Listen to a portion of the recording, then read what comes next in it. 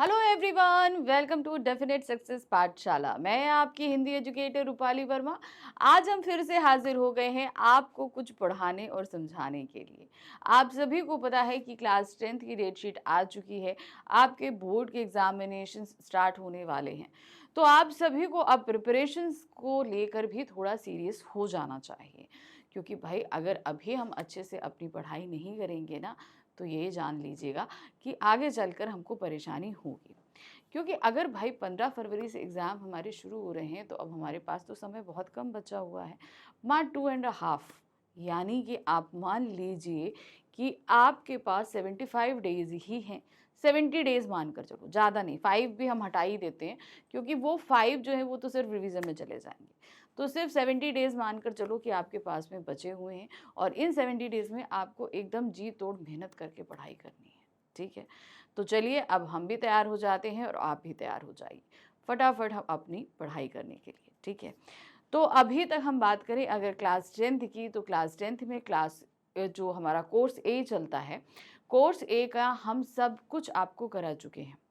Detail explanation, NCERT solution, multiple choice question, most important question, ये सारी चीज़ें आपको हम बता चुके हैं। तो आपके पास सफिशिएंट मटेरियल है कि आप अपनी प्रिपरेशन शुरू कर दीजिए।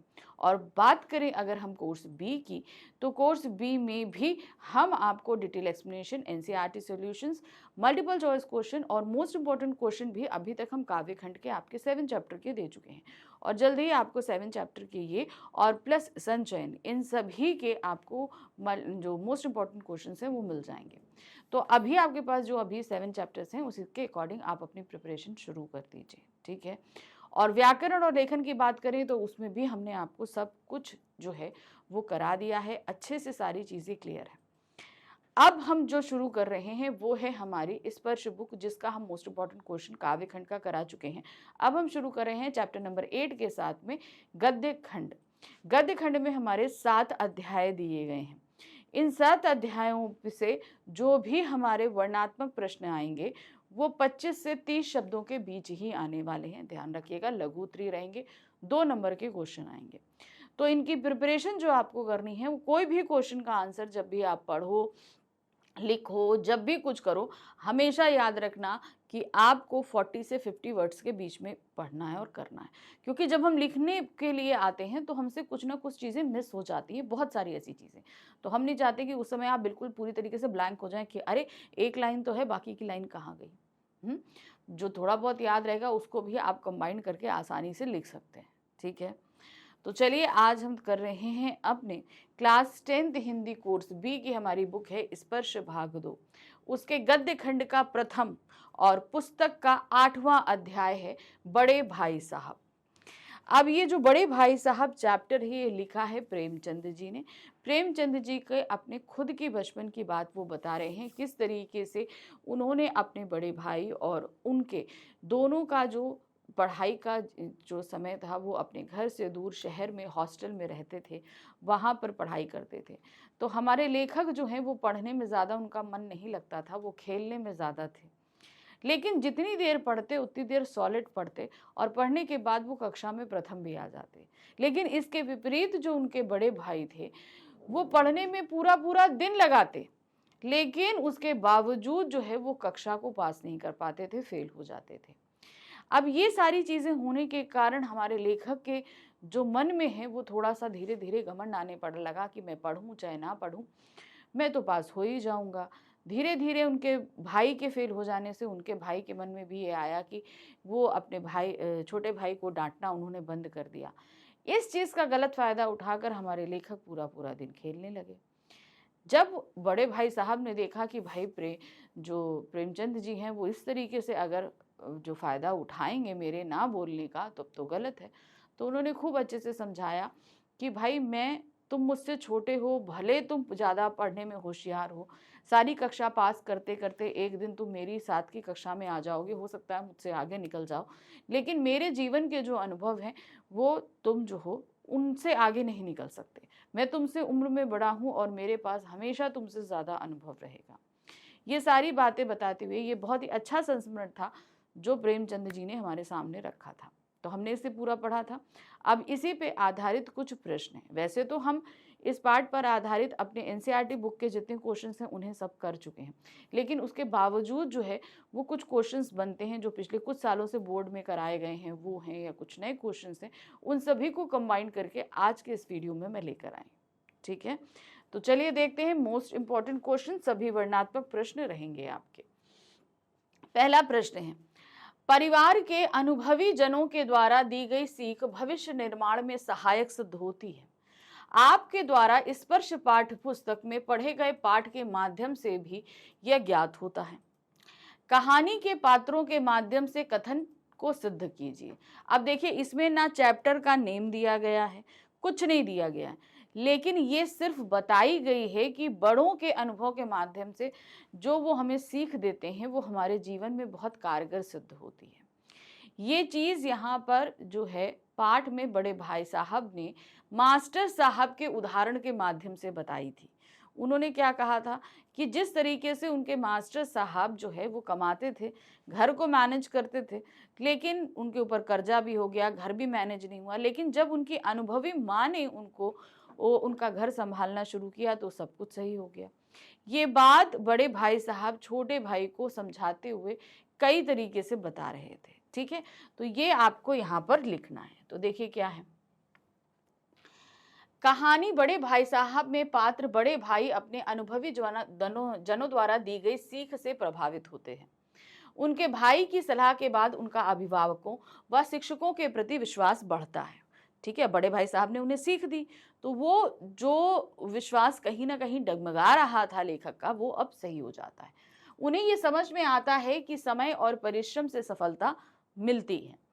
इस प्रेरणादायक कहानी के माध्यम से हम यह संदेश मिलता है कि हमारे वयस्क यानी कि बड़े और गुरु के मार्गदर्शन से हम अपने भविष्य का निर्माण कर सकते हैं।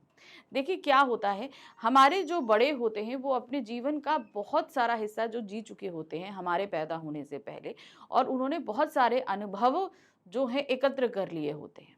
अब वो ये चाहते हैं कि हमने अपने जीवन में जो अनुभव लिए हैं मेरा बच्चा उससे सीखे ताकि उससे आगे बढ़े। ऐसा ना हो कि उन सारी चीज़ों को करने के चक्कर में, अनुभव लेने के चक्कर में उसके जीवन का बहुत बड़ा हिस्सा जो है सिर्फ संघर्ष करते निकल जाए। तो उन्होंने यही कहा कि इन अनुभवों से उन्हें फ़ायदा लेना चाहिए, सीख लेना चाहिए और अपने जीवन में आगे बढ़ते रहना चाहिए। बड़े भाई साहब छोटे भाई से प्रश्न करके क्या उपदेश देते थे। अब देखिए क्या है, कहाँ से आ रहे हो, वो खेलने चले जाते थे। अब जैसे दाखिल हो बड़े भाई साहब पूछते थे कहाँ से आ रहे हो, क्या कर रहे थे, और उसके बाद उनका उपदेश देना शुरू हो जाता था पढ़ाई के ऊपर। देखिए क्या है, बड़े भाई साहब छोटे भाई से यह प्रश्न करते तुम कहाँ थे। वह यह प्रश्न इतने क्रोधित होकर पूछते कि लेखक प्रतिक्रिया स्वरूप मौन होकर अपना अपराध स्वीकार कर लेता। मतलब गुस्सा होके कहाँ से आ रहे हो। अब इतने गुस्से के बाद जो हमारे लेखक हैं वो चुप रह जाते, उसका कोई आंसर ही नहीं दे पाते। और चुप रह जाना मतलब क्या है, अपनी गलती स्वीकार कर लेना कि हाँ भाई मैं जो कुछ करके आ रहा हूँ वो गलत है। चुप रह के अपनी गलती को स्वीकार करते थे। इसके बाद वह छोटे भाई को पढ़ाई एवं भविष्य से संबंधित उपदेश देना आरंभ करते थे कि भाई पूरा टाइम तुम खेलने में लगा दोगे, पढ़ाई नहीं करोगे, इस तरीके जैसे तुम्हारा भविष्य क्या बनेगा, आगे बहुत सारी चीजें हैं, तुम खेलते रहोगे, समय बर्बाद हो रहा है, इस तरह के बहुत सारे वो उपदेश दे डालते थे। उनका मत था कि पढ़ाई लिखाई आसान कार्य नहीं है, क्योंकि अंग्रेजी को तो वह सर्वाधिक कठिन विषय मानते थे। वह लेखक से कहते थे कि यदि इसी तरह खेल कूद में समय व्यतीत करता रहा तो वह पूरी जिंदगी में भी कभी उत्तीर्ण नहीं हो पाएगा। तो ये चीज कहते, भाई देखिए हमारे बड़े हमारी चिंता करते हैं तो वो हमसे को समझाते हैं कि बेटा ऐसा करो ऐसा नहीं करो, लेकिन हम क्या होते हैं अपनी जिद के आगे उस चीज को मानते नहीं, और जब नहीं मानते हैं तो बड़े हमारे क्रोधित हो जाते हैं। ठीक है, और उनके गुस्सा होने पे हमें बुरा लगता है। तो वही चीज यहाँ पर बताई गई है कि बड़े भाई साहब उन्हें पहले समझाते हैं कि ठीक है तुम ऐसा कर रहे हो तो गलत है, फिर क्रोध से समझाते हैं कि भाई तुम इस तरीके से पूरा टाइम अगर खेलने कूदने में लगा दोगे तो अपने भविष्य के लिए तुम क्या तैयारी करोगे, किस तरीके से अपने आप को प्रिपेयर करोगे, है कि नहीं। तो यहाँ पर सबसे बड़ी चीज ये है कि हमें अपना भविष्य निर्माण करने के लिए हमारे बुजुर्ग, हमारे बड़े हमको सीख देते हैं। यहाँ पर बड़े भाई साहब वही काम कर रहे हैं कि अगर तुम हमेशा खेलते कूदते रहोगे तो पूरी जिंदगी खेलने में लगा दोगे, पढ़ाई करोगे नहीं, क्योंकि भविष्य तो पढ़ाई से ही बनना है। पढ़ाई नहीं करोगे तो उत्तीर्ण नहीं होगे तो कैसे आगे बढ़ोगे। प्रश्न संख्या 3 है, निराशा के बादल फट जाने पर लेखक क्या किया करता था। अब भाई लेखक को खूब डांट पड़ गई, खूब उपदेश सुन लिए बड़े भाई साहब से। अब जब सारी चीजें हुई तो उन्हें अपने आप में गिल्टी फील होता। फिर वो क्या करते, फटाफट एक टाइम टेबल बना डालते, पूरा टाइम टेबल बनाते कि अब तो मैं पढ़ाई करके ही छोड़ूंगा। तो निराशा के बादल छटने के बाद क्या करते थे, वो फटाफट एक टाइम टेबल बना लेते थे जिसमें खेल कूद जो उन्हें सबसे ज्यादा प्रिय है वो नदारद हो जाता था। उस चीज को कहीं कोई वो जगह ही नहीं देते थे, है ना। तो देखिए क्या है, निराशा के बादल फट जाने पर, फट जाने का तात्पर्य होता है कि जब बड़े भाई साहब ने डांटा ना तो बहुत ही ज्यादा निराश हो गया कि हाँ मैंने तो बहुत गलत किया, बहुत कुछ किया, अब क्या करूं क्या नहीं करूं। अब जैसे अपने आप को नहीं, हटाओ ये सारी चीजें, नहीं हमें करना है, भैया ने जो कहा है वो हमें करना है। तो निराशा जो डांटे गए थे उससे थोड़ा सा हम उदास हो गए, उदासी से बाहर निकले और फिर उसके बाद लेखक मन में यह विचार करता कि वह आगे से खूब पढ़ाई करेगा। यह सोचते ही वह झटपट एक टाइम टेबल बनाता और उसी के अनुसार पढ़ाई करने की बात सोचता कि यानी कि मैं फटाफट एक टाइम टेबल बनाता हूँ और जिस तरीके से टाइम टेबल बनाऊंगा और डेली उसको उसी तरीके से फॉलो करूंगा, यानी कि उसी हिसाब से पढ़ूंगा। टाइम टेबल बनाते हुए वह इतना व्यस्त हो जाता कि खेल कूद करना भी भूल जाता। मतलब पूरी टाइम टेबल में वो खेल कूद जैसी जो एक प्रोविजन होता है वो तो उन्होंने रखा ही नहीं, सुबह से लेकर शाम तक पढ़ाई पढ़ाई पढ़ाई। ठीक है, इस प्रकार वह प्रातः 6 बजे से लेकर रात्रि के 11 बजे तक का टाइम टेबल बना लेता, किंतु दूसरे ही दिन उसकी अवहेलना कर खेलकूद में मग्न हो जाता। अब देखिए क्या है, हमें अपना भविष्य निर्माण करना, लेकिन हमारे जो सबसे काम अच्छा प्रिय लगता है उस काम के लिए भी हमें एक टाइम टेबल में जगह रखनी चाहिए। क्योंकि अगर हम वो काम नहीं करेंगे तो ये जान लीजिए कि आपने जिस मकसद से ये टाइम टेबल बनाया है वो पूरा ही नहीं होगा। अब कैसे नहीं होगा, जैसे टाइम टेबल बनाया, टाइम टेबल ने आपने 5 बजे लिखा खेलने का काम, आपको खेलना बहुत पसंद है तो आपने खेलने का रखा, तो पूरा दिन टाइम टेबल आप देख के इसी लालच में फॉलो करोगे कि जैसे ही टाइम 5 बजेगा हम खेलने के लिए जाएंगे। और आपने मनपसंद का काम करने से हमारा माइंड फ्रेश हो जाता है, तो हम जो आगे काम यानी आगे पढ़ाई करने वाले हैं उसके लिए हम ज़्यादा एनर्जी ला पाते हैं, ज़्यादा जोश के साथ हम वो काम कर सकते हैं। ठीक है, वो पढ़ने का काम हम ज़्यादा जोश से कर सकते हैं। तो सबसे अच्छा तरीका है कि आप जो भी आप टाइम टेबल बनाओ, जैसे आप लोग का भाई एग्जाम आने वाला है तो आप लोग टाइम टेबल बनाओगे तो उस टाइम टेबल में आप उस चीज़ का प्रोविजन जरूर रखना जो आपको बहुत पसंद है। माना 1-2 घंटे का नहीं, कम से कम हाफ एन आवर का तो वो प्रोविजन आप रखना ही रखना। ठीक है, तो इससे क्या होगा कि आप लेखक की तरह की गलती नहीं करोगे, आप पूरा टाइम टेबल एक दरकिनार करके अपना मनपसंद काम करने खेलने नहीं चले जाओगे, है ना। नहीं तो फिर आप 5 बजे तक का इंतजार करोगे, पूरा time table as it is follow करोगे और 5 जैसी बजेगा टाइम टेबल के अकॉर्डिंग आप खेलने चले जाओगे, 6 बजे तक आप आ जाना। लेकिन हमारे लेखक ने वो काम किया नहीं और दूसरे दिन क्या हुआ, और टाइम टेबल किनारे पड़ा है और लेखक हमारे मैदान में मग्न है। ठीक है, प्रश्न संख्या 4 है, लेखक का लगाव किन चीजों में अधिक था। लेखक को सबसे ज्यादा अच्छा लगता था मैदान में फुटबॉल खेलना, पतंग उड़ाना, ये सारी चीजें उनको बहुत पसंद थी। पढ़ना तो बिल्कुल भी पसंद नहीं था, है ना। तो देखिए क्या है, लेखक का खेल कूद, सैर सपाटे, गप्पेबाजी मतलब बातें करना आदि में अधिक लगाव था। उसे मैदान की हरियाली, हवा के सुखद झोंके, पतंगबाजी, फुटबॉल, कबड्डी, वॉलीबॉल आदि खेल अपनी ओर खींचते थे। मतलब मैदान की वो हरी हरी हरियाली ने खींचती थी, आओ वॉलीबॉल खेलें, इस तरीके से। अवसर पाते ही वह हॉस्टल से बाहर आकर कंकरियां उछालता, कागज की तितलियों उड़ाता तथा अपने मित्रों के साथ बैठकर गप्पे हाँकता। यानी कि उन्हें, भाई हॉस्टल में रहते थे तो हॉस्टल में स्कूल गए, स्कूल से आए, जो भी होमवर्क है वो किया, करने के बाद क्या हो जाता था, तुरंत मैदान में निकल गए कि भाई चलो थोड़ी देर खेल के आते हैं। और जैसे ही मौका मिले खेल वेल काम करके तुरंत लेखक मैदान में, और वहां पर वो गप्पे मारना, तितलियां उड़ाना, ये सारे काम वो शुरू कर देते थे। ये सब उनको बहुत पसंद था।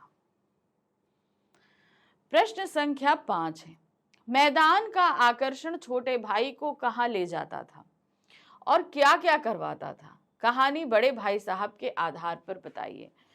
अब लेखक हमारे टाइम टेबल तो बना लिए कि चलो मैं पढ़ता हूँ, पढ़ने बैठे, मैदान दिख रहा है, मैदान ने कहा भाई आ जाओ, एक बार मन मारोगे, 2 बार मन मारोगे, तीसरी बार पहुंच जाओगे। और यही हुआ, वो मैदान में पहुंच गए। मैदान का आकर्षण उन्हें बुलाता था, ठीक है, कहाँ ले जाता था? सीधे मैदान में, ठीक है। और फिर वो वहाँ खेलते, फुटबॉल, पतंगबाजी, गप्पे करना, ये सारे काम वहाँ किया करते थे। तो देखिए क्या है, मैदान का आकर्षण छोटे भाई की पढ़ाई से दूर खेल की दुनिया में ले जाता था। वो पढ़ाई से दूर कहाँ चले गए? खेलने चले जाओ। तथा उससे फुटबॉल की उछल कूद, कबड्डी के दांव घात, वॉलीबॉल की तेजी और फुर्ती अज्ञात और अनिवार्य रूप से खींच ले जाती थी। ये सारी चीजें जो कहते हैं ना, किसी कोई रस्सी पकड़ के खींचता है, इस तरीके से लेखक को खींचती कि नहीं आओ मैदान में, हम खेलेंगे। वहां जाकर वह सब कुछ भूल जाता, वह खेलने में इतना अधिक व्यस्त हो जाता कि टाइम टेबल, पाठ्य पुस्तक की अवहेलना कर देता। अब कहते हैं ना कि भाई गए तो थोड़ी देर में चले आओ, 1 घंटे में, लेकिन नहीं, वो गए तो गए, फिर क्या किताबें, क्या टाइम टेबल, किसी चीज से मतलब नहीं, वो वहीं के होके रह जाते थे। जिसके परिणाम स्वरूप बड़े भाई साहब को उपदेश देने का अवसर मिल जाता। अब भाई जब पूरा दिन तुम पढ़ोगे नहीं, खेल कर आओगे, तो जाहिर सी बात है बड़े भाई डांटेंगे ही डांटेंगे। उनको तुम खुद ही मौका दे रहे हो कि हाँ भाई डांटिए, तो बड़े भाई साहब को इस चीज का अवसर मिल जाता कि अब इसने गलती करी है, अब इसकी टांग खींचने वाली है, और बस वो उसको उपदेश सुनाने लगते कि तुम इस तरीके से खेलोगे, पढ़ोगे नहीं, भविष्य बर्बाद करोगे, माँ बाप के पैसे बर्बाद कर रहे हो, तुम्हें नहीं पढ़ना है तो वापस घर चले जाओ। ना जाने क्या क्या चीजें जो हैं बड़े भाई साहब लेखक को सुना देते थे। प्रश्न संख्या 6 है, जब लेखक खेल कर वापस लौटता था तो बड़े भाई को कमरे में पाने पर उसे कैसा अनुभव होता था? जैसे लगता है उसके ऊपर कोई तलवार लटक रही है, इस तरीके से, है ना, कि कब गिरे और हम कटे। तो वो तो पहले तो आंख बचाकर निकलने की कोशिश करता था कि भैया होंगे, हम चुपचाप निकल जाए, लेकिन बड़े भाई साहब तो इसी ताक में रहते थे, तुम आओ तो तुमको बताएं, तो वो इसी उसमें बैठे रहते थे। जब लेखक खेल कर वापस लौटता था तो अपने बड़े भाई को कमरे में पाने पर उसे ऐसा अनुभव होता था जैसे उसके सिर पर नंगी तलवार लटक रही हो। नंगी तलवार का तात्पर्य होता है कि तलवार जो है वो एक कवच में होती है, कवर में होती है ना, लेकिन वहां पर क्या है, वो कवर से निकली हुई हो, बस ऐसे लटकी है। यानी कि उन्होंने बोला और ऐसे करके गिरी तलवार, उसकी गर्दन कटी, यानी कि उन्होंने बोलना शुरू किया इस तरीके से, जैसे उसके सिर पर नंगी तलवार लटक रही है। वह उनके साय से भी भागता था। क्या करता था? उनके साय से भागता था कि मैं उनके सामने ना पढ़ूं। सामने पढ़ा नहीं कि उपदेश शुरू हो जाते थे। यह उसने हर दम भयभीत रहता था। किनसे? बड़े भाई साहब से डरा रहता था कि वो उनके सामने नहीं पढ़ने पाएगा। सामने पढ़ने का मतलब है कि डांट पड़ेगी, उपदेश सुनने को मिलेगा। वह बड़े भाई साहब की नजरों से बचने का प्रयत्न करता तथा खेल कूद कर आने के बाद वह कमरे में इस तरह पांव रखता, दबे पांव आता कि उन्हें खबर ना लगे। क्योंकि भाई अब एक ही कमरा शेयर कर रहे हैं, बड़े भाई साहब भी उसी में रहते हैं, लेखक भी उसी में रहते हैं। अब जाहिर सी बात है जब लेखक आएगा तो वो तो होंगे, तो यहाँ पर वो इतने दबे पांव आने की कोशिश करता था कि बाहर से अंदर आने की जो आवाज है वो बिल्कुल भी ना हो, और जिससे बड़े भाई को पता ना चले, और मैं आके चुपचाप पढ़ने बैठ जाऊंगा, तब तो वो मुझे डांट ही नहीं पाएंगे। लेकिन ऐसा हो नहीं पाता था। बड़े भाई साहब बड़े सतर्क थे। वो चाहे लेखक जितने दबे पांव आए, लेकिन इसकी आहट बड़े भाई साहब को पड़ जाती थी और वो देख लेते थे, और जैसे देखा नहीं कि उन्होंने डांटना शुरू किया कि भाई हर समय कहाँ गायब रहते हो। तो इस बात से वो बहुत डरा रहता था। किस चीज से? बड़े भाई साहब के डर से, कि भैया मैं अंदर आऊंगा और इनकी डांट पड़ने वाली है। इस चीज से वो बहुत डरता था। प्रश्न संख्या 7 है, बड़े भाई साहब ने लेखक को पूरी उम्र एक ही कक्षा में पड़े रहने का भय क्यों दिखाया? देखिए, हम जब किसी काम को नहीं करना चाहते हैं, ठीक है, अब जैसे मान लो कोई बच्चा अगर पढ़ना नहीं चाहता है तो कहेंगे तुम इसी क्लास में पढ़े रहोगे, तुम्हारे सारे फ्रेंड्स आगे निकल जाएंगे, तुम इसी तरीके से इसी क्लास में पढ़े पढ़े जो है बड़े हो जाओगे, तुम्हारे सब अच्छे अच्छे फ्रेंड निकल जाएंगे। तो उन्होंने भय सिर्फ इसलिए दिखाया ताकि लेखक का मन पढ़ने में लग सके। ऐसा ना हो कि एक ही क्लास में अगर कई साल तक पढ़े रहोगे, तो इस चीज का भय वो सिर्फ इसलिए दिखा रहे थे ताकि लेखक के अंदर पढ़ाई करने को लेकर वो सीरियस हो सके। क्योंकि वो अभी तक किसको प्रायोरिटी दे रहा है? खेल कूद को दे रहा है, पढ़ाई को तो दे ही नहीं रहा है। तो यहाँ पर अब बड़े भाई साहब को लगा कि भाई अगर ये समझाने से नहीं मान रहा है, डांटने से नहीं मान रहा, उपदेश देने से नहीं मान रहा है, तो अब इसको डराना चाहिए। तो उन्होंने ये डर बैठाने की कोशिश करी कि तुम फेल हो जाओगे और इसी क्लास में रह जाओगे, तो ये तुम्हारी बेइज्जती होगी। तो ये डर उसको सिर्फ इसलिए बैठाया जा रहा था ताकि वो पढ़ने में ज्यादा ध्यान दे। बड़े भाई साहब ने लेखक को पूरी उम्र एक ही कक्षा में पढ़े रहने का भय इसलिए दिखाया क्योंकि वे अज्ञान और अयोग्यता के कारण स्वयं पढ़ाई से डरे हुए थे। एक चीज ये भी है, ये क्योंकि उनको खुद ये लगता था कि पढ़ाई बहुत टफ है ना। लेखक तो हमारे खेलकूद में तो उनको ये लगता था कि भाई मेरे को इतना डर लगता है तो ये इतना सीरियस क्यों नहीं ले रहा, क्योंकि उन्हें ये लगता था कि पढ़ाई सभी के लिए समान रूप से है। लेकिन हमारे जो बड़े भाई साहब थे वो खुद भी पढ़ाई से बहुत डरते थे, तो यही डर वो अपने भाई के दिल में बैठाना चाहते थे। तो उन्होंने कहा कि वो स्वयं भी जो है डरे हुए थे। उन्हें लगता था कि इतना पढ़ने के बाद भी जब मैं बार बार फेल हो जाता हूँ तो शायद छोटे भाई के लिए पढ़ाई करना तो और भी कठिन हो जाएगा। तो जिस चीज का वो अनुभव कर रहे थे कि भाई पढ़ाई इतनी टफ है, तो वो चाहते थे कि छोटा भाई भी इस चीज को समझे कि पढ़ाई मुश्किल है।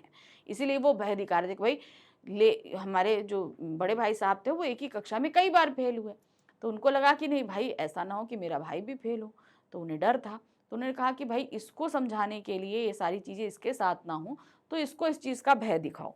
भय दिखाएंगे तो ये पढ़ेगा और सीरियस होगा, तो फेल होने से बच जाएगा। वह लेखक को चेतावनी देते हैं, यदि वह सही तरीके से पढ़ाई नहीं की तो पूरी उम्र एक ही कक्षा में पढ़े रहोगे, यानी कि सारी उम्र एक ही कक्षा में बैठकर पढ़ाई करते रहोगे। 5th क्लास में वो आए थे तो तुम इसी में बैठ में पढ़ते रहोगे। तो इसलिए उन्होंने ये डर दिखाने की कोशिश करी थी ताकि लेखक पढ़ाई के लिए लेकर सीरियस हो, क्योंकि वो खुद भी डरे थे और वो लेखक को भी डराना चाहते थे कि पढ़ाई के लिए वो सीरियस होकर काम करे। प्रश्न संख्या 8 है, बड़े भाई साहब कहानी का नायक पतंग टूर्नामेंट की तैयारी गुप्त रूप से करता था, क्यों? ठीक है। दूसरी बात, उसके द्वारा ऐसा किया जाना क्या आपको उचित लगता है? पक्ष अथवा विपक्ष में तर्क पूर्वक उत्तर दीजिए। सबसे पहली बात है कि भाई खेल है, तो उसी में एक खेल था पतंगबाजी, तो उसका टूर्नामेंट हुआ। आजकल के समय, आजकल के तो बहुत एडवांस खेल हो गए, पहले तो इन सारी चीजों के हुआ करते थे। तो उसकी तैयारी वो गुप्त रूप से कर रहा था। उसे ये लग रहा था कि अगर बड़े भाई को पता चल गया तो वो टूर्नामेंट में भाग नहीं लेने देंगे, डांट सो अलग पड़ेगी हैं और उपदेश अलग पड़ेंगे। तो इसलिए वो चुपचाप बड़े भाई साहब से छुप कर उस पूरे टूर्नामेंट की तैयारी कर रहा था। अब आपको ये बताना है कि जो लेखक कर रहा था गुप्त रूप से तैयारी, क्या वो सही था या गलत था? अब आपको जो कुछ भी लगता हो, आपको उसके रीजन के साथ उसका उत्तर देना। अगर आपको लगता है सही, हाँ ठीक है वो सही कर रहा था, उसे छुप के करना चाहिए, तो आपको रीजन देना पड़ेगा क्यों। और अगर आपको लग रहा है कि नहीं वो गलत कर रहा था, तो भी आपको रीजन देना पड़ेगा क्यों। क्योंकि तर्कपूर्ण का उत्तर होता है कि आपको रीजन देने पड़ेंगे क्या कारण है। बड़े भाई साहब कहानी में नायक पतंग टूर्नामेंट की तैयारियां गुप्त रूप से इसलिए करता था क्योंकि उसे अपने बड़े भाई का डर था। किस चीज का था? अपने बड़े भाई से उसे बहुत डर लगता था। साथ ही अपने बड़े भाई के प्रति मान सम्मान का भाव भी था, ठीक है, डर भी था और वो अपने भाई की इज्जत भी करता था, क्योंकि भाई साहब बार बार मना कर रहे हैं कि मत खेलो। तो वो लगता था कि भाई मैं तो खेल रहा हूं, लेकिन अगर मैं इनको भाई साहब को पता चलेगा तो वो लगेगा कि भाई ये मेरी बेइज्जती कर रहा है। तो वो मान सम्मान बनाए रखने के लिए चुपचाप काम करता था। उसके द्वारा ऐसा किया जाना मुझे अनुचित लगता है, यानी कि गलत लगता है। मेरे अनुसार यदि व्यक्ति में किसी भी प्रकार की प्रतिभा अर्थात रुचि है, यानी कि उसके अंदर कोई टैलेंट है, कोई इंटरेस्ट है, कोई हॉबी है, तो उसे अवश्य उजागर किया जाना चाहिए। अब वो किसी भी, हम ये कह रहे हैं ना कि जैसे आजकल के समय में हम लोगों के यहाँ पढ़ाई के साथ एक्टिविटी पीरियड्स भी होते हैं कि आपके अंदर कोई हुनर है तो उसे निकालिए। स्कूल्स में देखिए डांसिंग है, सिंगिंग है, कंप्यूटर है, आर्ट एंड क्राफ्ट है, रोबोटिक्स है, बहुत सारी ऐसी जो एक्टिविटीज़ हैं जो कराई जाती हैं ताकि बच्चे उसमें इंटरेस्ट ले सकें। अगर पढ़ाई में नहीं है तो उस फील्ड में जाकर भी वो काम कर सकते हैं, ठीक है ना। अब जरूरी थोड़ी है कि पढ़ के ही सारा काम होगा। कुछ लोग देखिए पेंटिंग भी बहुत अच्छी करते हैं कि नहीं करते हैं। कुछ लोग मैकेनिकल इंजीनियरिंग करते हैं तो वो टेक्निक्स वगैरह सीखने पर ज़्यादा यकीन करते हैं, है ना। तो वही चीज़ है कि अगर किसी के पास कोई अच्छा टैलेंट है, कोई अच्छा हुनर है, तो उसे साइड बाय साइड निखारना चाहिए। जैसे हम लोग के यहाँ होता है, आप लोग देखिए, आप लोग यहाँ स्पोर्ट्स पीरियड होते हैं ना, तो बैडमिंटन है, फुटबॉल है, वॉलीबॉल है, क्रिकेट है, ये सारी चीज़ें आपके स्कूल में बारी बारी कराया जाता है कि नहीं कराया जाता। आप जो खेल अच्छा कर लेते हैं आप उस टीम में शामिल हो जाते हैं, होता है, फिर उसमें टूर्नामेंट्स भी होते हैं। मगर पहले ऐसा नहीं हुआ करता था, तो ये लोग इंडिविजुअली, इनके अपने स्कूल के बाहर ग्रुप थे जिसमें ये लोग इस तरीके के से पार्टिसिपेशन किया करते थे। तो यहाँ पर हमारा मानना है कि उन्हें छुपा कर नहीं करना चाहिए था। अपनी इच्छा, अपने विचारों को अपने घर के बड़ों के साथ बेझिझक साझा करनी चाहिए, क्योंकि लेखक ने एक सबसे बड़ी गलती ये की थी कि वो अपने बड़े भाई के साथ अपनी इच्छाओं को शेयर नहीं करता था। बड़े भाई साहब ने जैसा कह दिया या तो वो मानना है या अवहेलना करनी, चुप रहता था वो। उसके मन में क्या चीज चल रही है वो चीज कभी वो शेयर नहीं करता था। कभी कभी हमारे बड़े व सगे संबंधी हमारे विचारों को ना समझ पाए पर हमारे विचारों से असंतुष्ट हों, लेकिन एक बार अपने मन की बात रखने का साहस अवश्य करना चाहिए। यानी कि माना कि बड़े हमारी बात को समझ नहीं पाएंगे या उससे एग्री नहीं करेंगे, लेकिन अपने अंदर ये सेटिस्फेक्शन लाना चाहिए कि हाँ, हमने अपनी बात रखी तो सही। ये बहुत जरूरी चीज हो जाती है। प्रश्न संख्या 9 है, कक्षा में प्रथम आने पर छोटे भाई के स्वभाव में क्या परिवर्तन आया था। अब क्या हुआ, कक्षा में हमारे लेखक प्रथम आ गए और हमारे बड़े भाई साहब फेल हो गए। तो उन्हें तो बड़ा पहले आश्चर्य हुआ जब पहली बार ऐसा हुआ कि बड़े भाई साहब तो पूरा दिन पढ़ते रहते हैं, वो फेल हो गए और मैंने तो बहुत कम पढ़ाई करी थी। ये हुआ। फिर दूसरी बार फिर से यही हुआ। तो अब हमारे लेखक के मन में थोड़ा सा घमंड आ गया कि मैं पढ़ूं चाहे ना पढ़ूं, मैं तो पास हो जाऊंगा। तो इस तरीके, और दूसरा इधर बड़े भाई साहब के अंदर ये तब्दीली आई कि उन्होंने जो है अब डांटने जैसा जो काम है वो थोड़ा कम कर दिया था, है ना। तो ये सारी चीजें हो रही थी। कक्षा में प्रथम आने पर छोटे भाई के स्वभाव में बहुत अंतर आ गया था। उसे स्वयं पर थोड़ा अभिमान हो गया, ठीक है ना, उसे थोड़ा अभिमान हो गया कि अरे मैंने तो थोड़ा बहुत पढ़ा, अब मैं पढ़ूं चाहे ना पढ़ूं मैं तो पास ही हो जाऊंगा। आत्मसम्मान भी बढ़ा। उसे लगा कि बड़े भाई साहब उसे उपदेश देते थे परंतु स्वयं फेल हो गए, इसीलिए अब वह खेल कूद में निर्भीक होकर पहले से अधिक समय व्यतीत करने लगा। यानी कि जो उपदेश देता था पढ़ो पढ़ो नहीं तो फेल हो जाओगे, पास हो जाओगे, वो व्यक्ति फेल हो गया और जिसको उपदेश मिलते थे वो व्यक्ति प्रथम आ गया। तो एक तरीके से उसे गर्व आ गया। अब जो है वो बड़े भाई साहब का डर उसके अंदर थोड़ा सा कम हो गया। अब वो बेझिझक खेलने लगा, उसे डर नहीं था। अब उसे उनकी डांट का भी भय नहीं रहा। उसको यह लगने लगा कि वह कम मेहनत करके भी पास हो जाएगा। उस पर बड़े भाई का पुराना आतंक अब नहीं रहा था। अब बड़े भाई साहब से जो वो पहले जितना डरता था अब वो डर उसके अंदर नहीं था, ठीक है। पहली चीज तो ये कहता ना कि भाई डर अंदर था, लेकिन अब चूंकि जो चीजें पाशा पलट गया था, जो डर दिखा रहा था वो उस चीज का खुद शिकार हो गया था। तो इसलिए अब उनके अंदर अभिमान के कारण वो बिना डरे, बिना, अब जैसे पहले भाई साहब का डर रहता था तो चोरी छुपे जाते थे, अब क्या पूरा पूरा दिन जो है वो फुटबॉल ग्राउंड में पड़े रहते, वहां खेलते रहते। और बड़े भाई को भी अब थोड़ा सा धक्का लगा था कि एक तो भाई ये भी है कि छोटे भाई के सामने बेइज्जती हुई और दूसरा हम पूरा दिन पढ़ते रहते हैं उसके बावजूद हम फेल हो गए। तो ये कुछ धक्के में वो भी कुछ दिन के सेटबैक में आ गए थे और इसका फायदा उठाकर लेखक पूरा पूरा दिन खेलने लगे थे। प्रश्न संख्या 10 है, कहानी में बड़े भाई द्वारा घमंड को एक बुराई के रूप में दिखाया गया है।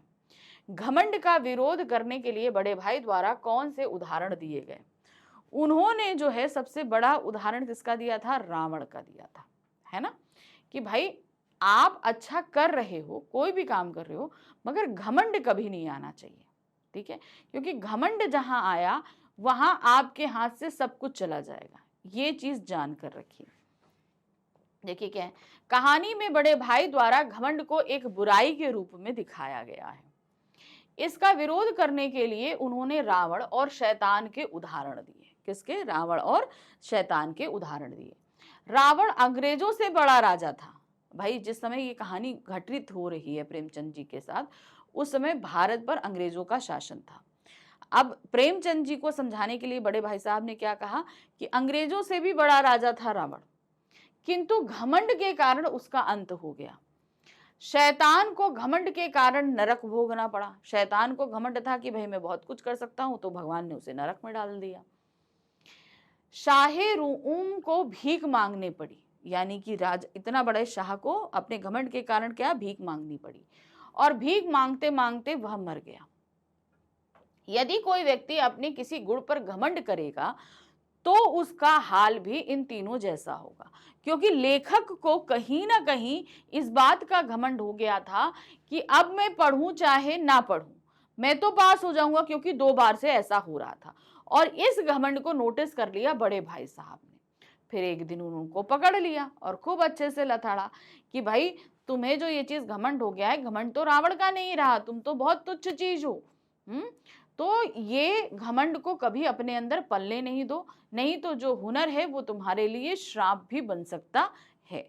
कि मतलब तुम जो आज अच्छी तरीके से पढ़ रहे हो, कल कोई इस घमंड के चलते तुम पूरी तरीके से पढ़ना बंद कर दोगे, प्रथम तो छोड़ो तुम्हारा पास आन होना भी मुश्किल हो जाएगा। ये चीज इनडायरेक्टली जो है बड़े भाई साहब ने उन्हें समझाई थी। कहानी में लेखक द्वारा किस प्रकार की शालीनता प्रदर्शित की गई है? अब उन्होंने ये पूरी कहानी में काफी कुछ चीजों को प्रदर्शित किया है। ऐसी बहुत सी चीजें जिनसे हमें सीख लेनी चाहिए। देखिए क्या है, प्रस्तुत पाठ में छोटे भाई के चरित्र द्वारा बताया गया है कि हमें अपने बड़ों की बातों को ध्यान पूर्वक सुनना चाहिए। पहली शालीनता क्या? हमारे बड़े हमेशा हमारी भलाई की ही बात करेंगे, तो जो बात वो कह रहे हैं वो हमें ध्यान से सुननी है, समझनी है और उसे एक्सेप्ट करना है। ये बहुत बड़ी चीज है, और उनका सम्मान करना चाहिए। दूसरा, उनकी कंडीशन चाहे जैसी हो, उनका सम्मान हमेशा जैसे पहले था अभी। अब ऐसा नहीं है कि भाई माँ बाप जब तक आपको सारी चीजें करके दे रहे हैं तब तक तो आप मान सम्मान रखिए, लेकिन उसके बाद अगर भाई उनके ऊपर कोई प्रॉब्लम आ जाए, कुछ हो जाए, तो आपकी अगर वो जरूरतों को पूरा नहीं कर पा रहे कुछ समय के लिए, तो आप उनका मान सम्मान करना छोड़ दो। ऐसा नहीं होता। वो आपके माँ बाप है और हमेशा माँ बाप ही रहेंगे। इसलिए परिस्थितियां बदलती हैं, आप अपने आप को नहीं बदलो। आप जैसे अपने माँ बाप का, अपने बड़ों का सम्मान पहले करते थे, हमेशा आज भी वैसा ही सम्मान करते रहिए। छोटा भाई उम्र में अपने से 5 साल बड़े भाई का आदर करता है। ये पहली चीज तो है। उन्होंने बताया है कि बड़े भाई का वो आदर हर हाल में करते थे। वह पढ़ाई में कमजोर अपने बड़े भाई का कभी मजाक नहीं उड़ाता था। अक्सर आजकल क्या होता है कि हम लोग बड़ों का भी मजाक उड़ाना शुरू कर देते हैं। अरे मम्मी आप क्या जानती होगी, आपको ये एक सब्जेक्ट कहाँ आता है। मम्मा को बहुत कुछ आता है, ठीक है। माना कि आप जो चीज पढ़ रहे हो उन्होंने नहीं पढ़ा, लेकिन उन्होंने अपने अनुभवों के जरिए बहुत सारी चीजों को जाना है। ये चीज है, क्योंकि यह मानता था कि उसके बड़े भाई उसके सच्चे हितैषी हैं, यानी कि वो जो चाह रहे हैं वो उनके हित के लिए है। वह बड़े भाई से छिपकर खेलने जाता और कमरे में दबे पांव वापस आता। भाई वो जाता तो जो उसे अच्छा लगता था, लेकिन उसे ये लगता था कि मैं धीरे से आऊं, ये उसका सम्मान था। अगर वो अपने बड़े भाई का सम्मान नहीं करता तो वो खुल्लम खुल्ला आता, तुम्हें डांटना है डांटते रहो, पड़े रहो, ये वाली बात होती। लेकिन वो दबे पांव ये आ रहा था कि भाई किसी तरीके से हमारे भाई की भावनाओं को हर्ट ना हो, कि हाँ ये दिखाई दे कि मैं उनसे डरता हूं, ये सारी चीजें। प्रश्न संख्या 12 है, बड़े भाई साहब पाठ से कैसे पता चलता है कि छोटा भाई अपने बड़े भाई का आदर करता है? अब ये आप हर जगह देखोगे कई जगह आप देखेंगे। सबसे पहली बात तो जैसे हमने बताया ना, कमरे में एंटर करना, ठीक है, इतना उपदेश सुनाते थे लेकिन बड़ा छोटा भाई चुप रहता था। वो पूछते कहाँ है, लेकिन वो कोई जवाब ही नहीं देता था, क्योंकि वो जानता था कि वो गलती करके आ रहा है, वो पढ़ाई नहीं कर रहा था, वो खेल के आ रहा है, वो अपनी गलती को एक्सेप्ट करता है, वो चुप रहता है, वो उसका कोई जवाब नहीं देता। तो इसलिए हर जगह हम कई जगह पर ये देखेंगे कि छोटा भाई अपने बड़े भाई का आदर कर रहा है। बड़े भाई साहब की डांट सुनकर छोटा भाई डर कर टाइम टेबल बनाता, परंतु अपने स्वभाव में से विवश होकर वह उनका पालन नहीं करता। जब वार्षिक परीक्षा में बड़े भाई फेल हो गए और वह पास हो गया, तब उनके मन में बड़े भाई के प्रति रोष उत्पन्न हुआ, परंतु उसने शीघ्र ही उन विचारों को यह सोचकर अपने मन से बाहर निकाल दिया कि बड़ा और अधिक अनुभवी होने के कारण बड़े भाई को उससे अधिक समझ है। यानी कि वो एक मोमेंट भी आया कि जब बड़े भाई साहब फेल हो गए और छोटा भाई पास हो गया, तो गुस्सा तो आया कि भाई पूरे साल तुम मुझे उपदेश देते रहे और तुमने खुद को ध्यान नहीं दिया कि तुम फेल हो गए। लेकिन दूसरे ही पल उसे ये चीज याद आई कि नहीं, ये मेरे बड़े भाई हैं, इन्होंने जो कुछ किया, जितना किया, इसी वजह से मैंने पढ़ा और मैं प्रथम आया। तो ये इन्होंने मेरा हित ही चाहा था। भले उन्होंने अपने साथ क्या किया, उनकी किस्मत ने साथ नहीं दी, जो कुछ दिया वो एक अलग मैटर था, लेकिन मेरे लिए तो वो हमेशा पॉजिटिव रहे और उन्होंने इसी की सोच के चलते मुझे डांटा और उनकी डांट के चलते ही जो मैंने पढ़ा, इसलिए मैं प्रथम आया। अगर मैं प्रथम नहीं आता तो शायद ये चीज यहाँ पर नहीं आती। तो तुरंत उसने अपने गुस्से को शांत किया। ये सारी चीजें दिखा रहा है कि छोटा भाई जो है अपने बड़े भाई का पूरा ही मान सम्मान और आदर करता था। बड़े भाई साहब को उसे डांटने और समझाने का पूरा अधिकार है। तो हमेशा यह ध्यान रखिए कि हमसे जो बड़े हैं, हमारे माँ बाप, हमारे बड़े भाई बहन, उन्हें हमेशा हमें डांटने का, हमें समझाने का हक हमेशा रहेगा। ठीक है, क्यों? क्योंकि वो हमसे बड़े हैं, उस चीज का अनुभव रखते हैं। तो हमेशा इस चीज को ध्यान में रखिए। प्रश्न संख्या 13 है, कहानी के अंत में बड़े भाई उचक कर पतंग पकड़ते हैं, उनका ऐसा करना क्या प्रदर्शित करता है? देखिए भाई, बड़े भाई साहब भले छोटे भाई से 3 साल बड़े हों, 2 साल बड़े हों, लेकिन उनके अंदर भी तो बचपन है, वो भी तो ये सारे खेल खेलना चाहते हैं। तो यहाँ पर उनके अंदर का जो एक बच्चा है वो निकलकर सामने आता है, जो उचक कर पतंग, कि उनका भी मन करता है कि वो खेलें, लेकिन उन्होंने कहीं ना कहीं अपने अंदर की इच्छाओं को सिर्फ इसलिए दबाया क्योंकि वो बड़े हैं और अपने छोटे भाई के सामने एक अच्छा एग्जाम्पल सेट करना चाहते हैं कि मैं पढ़ता हूं तो तुम भी पढ़ो। क्योंकि अगर बड़ा भाई खेलने में लगा रहेगा तो छोटा भाई तो और दुगना खेलने में लगा रहेगा, है ना। तो इसीलिए वो अपने अंदर की भावनाओं को कहीं ना कहीं दबा लेते हैं और पतंग को उचक कर पकड़ना उनकी उन भावनाओं को प्रदर्शित कर देता है कि उन्हें भी खेलना अच्छा लगता है। कहानी के अंत में जब बड़े भाई उचक कर पतंग पकड़ लेते हैं तो इससे यह बात प्रदर्शित होती है कि उनके भीतर भी एक ऐसा बच्चा छिपा है जो खेलना कूदना चाहता है, लेकिन परिस्थितियों के कारण उसने अपनी इस इच्छा को अपने भीतर समेट रखा है। अब परिस्थितियां क्या हैं? क्योंकि उसके ऊपर छोटे भाई की जिम्मेदारी है। यदि वह पुस्तकों से बाहर निकले और खेले कूदे तो उसका जो जीवन भी अपने छोटे भाई की तरह खुशहाल और जीवंत हो जाएगा। तो कहीं ना कहीं उसे भी ये लग रहा है कि अगर मैं खेलूंगा तो मैं भी अपने भाई की तरह एंजॉय कर पाऊंगा, लेकिन उनके ऊपर जो सबसे बड़ी जिम्मेदारी है अपने भाई की, इसके कारण उन्होंने अपने अंदर की इच्छाओं को कहीं ना कहीं दबा रखा है। प्रश्न संख्या 14 है, बड़े भाई साहब पाठ में क्या विचार व्यक्त किए गए हैं? पहली चीज क्या है? क्या विचार व्यक्त किए गए हैं?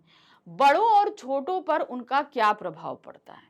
अब देखिए, यहाँ पर बड़े भाई साहब की विचारधारा भी प्रदर्शित है, छोटे भाई की भी है। इस पाठ को पढ़ने से अगर आप अपने घर में बड़े हैं तो भी बहुत सारी चीजों को सीखते हैं, और आप अगर अपने घर में छोटे हैं तो भी कई सारी चीजों को सीखते हैं। इन दोनों ही सिचुएशंस के लिए यहाँ पर बहुत सारी चीजों को एज अ एग्जाम्पल रखा गया है। प्रस्तुत पाठ में स्पष्ट किया गया है कि बड़ों के पास जीवन के अनुभव अधिक होते हैं। ये तो बात सही है, क्योंकि वो हमसे ज्यादा जीवन, अब जैसे अगर हम अपनी बात करें तो हमने अपना जितना जीवन जिया है या आपने जितना जिया है, आपने अपने जीवन के हिसाब से अनुभव लिए, लेकिन आपके बड़े भाई आपसे अगर 3 साल या 4 साल बड़े हैं तो उनका अनुभव आपके अनुभव से 4 साल बड़ा हुआ कि नहीं हुआ? 4 साल ज्यादा हुआ उनका अनुभव, है ना। तो वही चीज कि हमारे अनुभव से हमारे बड़ों के अनुभव हमेशा ज्यादा, अनुभव का मतलब होता है एक्सपीरियंस, किसी भी चीज को लेकर एक्सपीरियंस, ठीक है, तो वो हमसे हमेशा ज्यादा ही रहेंगे। उनकी शिक्षा या बुद्धि कम होने के बावजूद भी उनके अधिकांश उपदेश एवं सीख छोटों के लिए अत्यंत लाभप्रद होते हैं। यानी कहने का तात्पर्य यह है कि अगर मान लीजिए वो हमारे जितने पढ़े भी नहीं है, जैसे अब आजकल के समय में हम लोग के दादा दादी नाना नानी तो पढ़े हुए हैं, लेकिन अगर हम उनके ग्रैंड पेरेंट्स की बात करें तो वो तो अनपढ़ हैं। तो इसका मतलब क्या, उनके पास लाइफ का एक्सपीरियंस नहीं है, उन्होंने तो इतने साल अपना जीवन व्यतीत किया, इतनी बड़ी बड़ी रिस्पॉन्सिबिलिटीज को निभा दिया, है कि नहीं। तो यहाँ पर कहने का तात्पर्य है कि चाहे हमारे पेरेंट्स हमसे कम पढ़े हों या बिना पढ़े लिखे हों, लेकिन उनके पास लाइफ का जो अनुभव है वो हमारे से हमेशा ज्यादा रहेगा। प्रस्तुत पाठ बड़ों के इस रूप को प्रभावित करता है कि हमेशा तार्किक एवं व्यवहारिक बातें ही करनी चाहिए। हमेशा तर्क के साथ चीजों को रखो। यहाँ पे बड़े भाई साहब छोटे को जब जब समझा रहे हैं वो तर्क दे रहे हैं, उदाहरण दे रहे हैं, जबकि छोटों पर यह प्रभाव पड़ता है कि योग्यता अधिक होने के बावजूद बड़ों की बातों की उपेक्षा नहीं करनी चाहिए। तो यहाँ पर दूसरा चीज है, माना कि आप ज्यादा केपेबल हो सकता है आप में से भी बहुत सारे ऐसे स्टूडेंट हो जिनके बड़े भाई साहब या बड़ी बहनें पढ़ने में इतनी तेज नहीं है जितना आप पढ़ लेते हो, तो आपके पास ये योग्यता है, लेकिन उसके बाद भी आपको अभी ये अधिकार नहीं है कि आप अपने बड़ों का अनादर करें। हमेशा उनका सम्मान करिए। भाई हर किसी के अंदर जो है टैलेंट अलग अलग तरीके का होता है, मगर इसका मतलब ये नहीं होता है कि आप दूसरों का अनादर करें, उनकी उपेक्षा करें या उनका निरादर करें, ठीक है। प्रश्न संख्या 15 है, प्रस्तुत कहानी क्या संदेश देती है। इस कहानी में बहुत सारी चीजें हमें सीखने के लिए मिले, लेकिन मूल संदेश हमेशा हम ये कहते हैं कि बड़ों का मान सम्मान हमें करना चाहिए, क्योंकि वो हमेशा हमारे हितैषी होते हैं। वैसे तो बहुत सारे संदेश मिल रहे हैं, ठीक है, चलिए देखते क्या है। प्रस्तुत कहानी ये संदेश देती है कि हमें पढ़ाई को बोझ के रूप में ना लेकर सहज रूप में लेना चाहिए। पहली चीज तो है, बड़े भाई साहब के हिसाब से देखें तो बड़े भाई साहब जो बार बार कक्षा में फेल हो रहे थे, उन्होंने पढ़ाई को एक भार के रूप में एक्सेप्ट किया था। भार के रूप में एक्सेप्ट करने के चक्कर में वो सारे कॉन्सेप्ट को समझ नहीं पा रहे थे और जिससे वो फेल हो जा रहे थे। बोझ के रूप में लेने से परेशानी और बढ़ जाएगी। हमें पुस्तकों से मिलने वाली शिक्षा भी रटने के स्थान पर समझने की कोशिश करनी चाहिए। देखिए आजकल क्या है, आप लोगों को कॉन्सेप्ट समझाए जाते हैं, क्वेश्चंस जो है बदलते रहते हैं, आंसर्स भी आपको बनाने पड़ते हैं, लेकिन आप पहले के समय में चले जाओ, ठीक है। अब थोड़ा सा हम पहले जाएं, अगर हम अपने समय की भी थोड़ा सा और पहले की बात करें, यानी कि आपके पेरेंट्स की बात करें या ग्रैंड पेरेंट्स के पढ़ाई के टाइम करें, तो उन लोगों को जो चीज़ें कॉपी में लिखाई जाती थी उन्हें एज इट इज़ रटनी होनी थी और वही एज इट इज़ उन्हें लिखना होता था, ठीक है। तो वही चीज़ बताई गई कि रटने से ज़्यादा समझने पर यकीन देना चाहिए, क्योंकि समझी हुई बातें लंबे समय तक हमारे दिमाग में रहती हैं। हमारे व्यक्तित्व के लिए पढ़ाई जितनी महत्वपूर्ण है उतना ही खेल भी है। हमें दोनों के मध्य संतुलन बनाने की आवश्यकता है। तो पढ़ाई और खेल से रिलेटेड तो चीजें आपको बता दी गई, लेकिन व्यवहारिकता के लेवल पर अगर हम बात करें तो यहाँ पर बहुत सारी चीजें सिखाई गई हैं। बड़ों का आदर करना, उनकी दी गई सीख को समझना, उनकी बातों को मानना, उनका आदर करना, कुछ भी विपरीत परिस्थितियां हों, किसी भी हालत में हो, हमेशा उनका आदर और मान सम्मान बनाए रखना। ऐसी बहुत सारी सीख और संदेश इस पूरे पाठ में हमारे लिए भरे पड़े हुए हैं।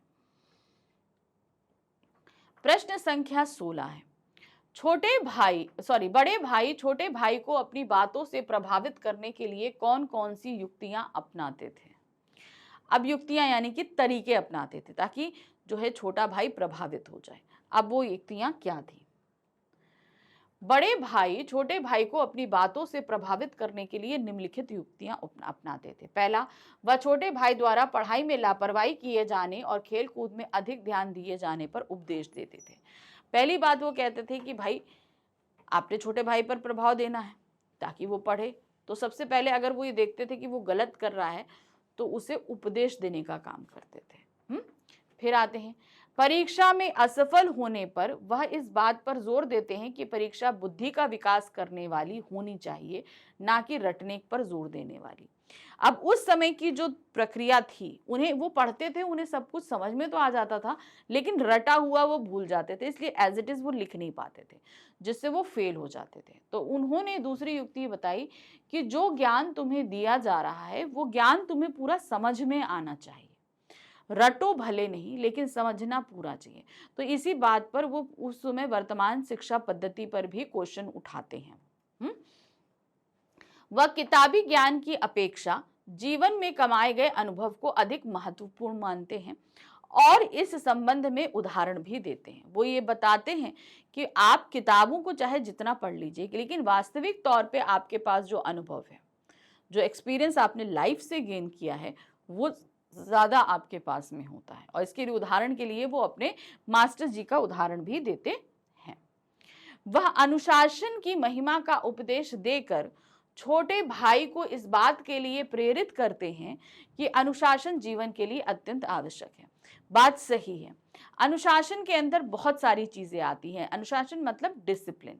अब डिसिप्लिन के अंदर क्या हो गया, टाइम टू टाइम सारी चीजें काम करना, बड़ों का मान सम्मान आदर सब कुछ आ जाता है, ठीक है ना। तो वो डिसिप्लिन हर किसी की लाइफ में होना चाहिए और उसे हमेशा बनाकर रखना चाहिए। वह इतिहास, अलजेब्रा और निबंध लेखन की शिक्षा को व्यर्थ बताते हैं।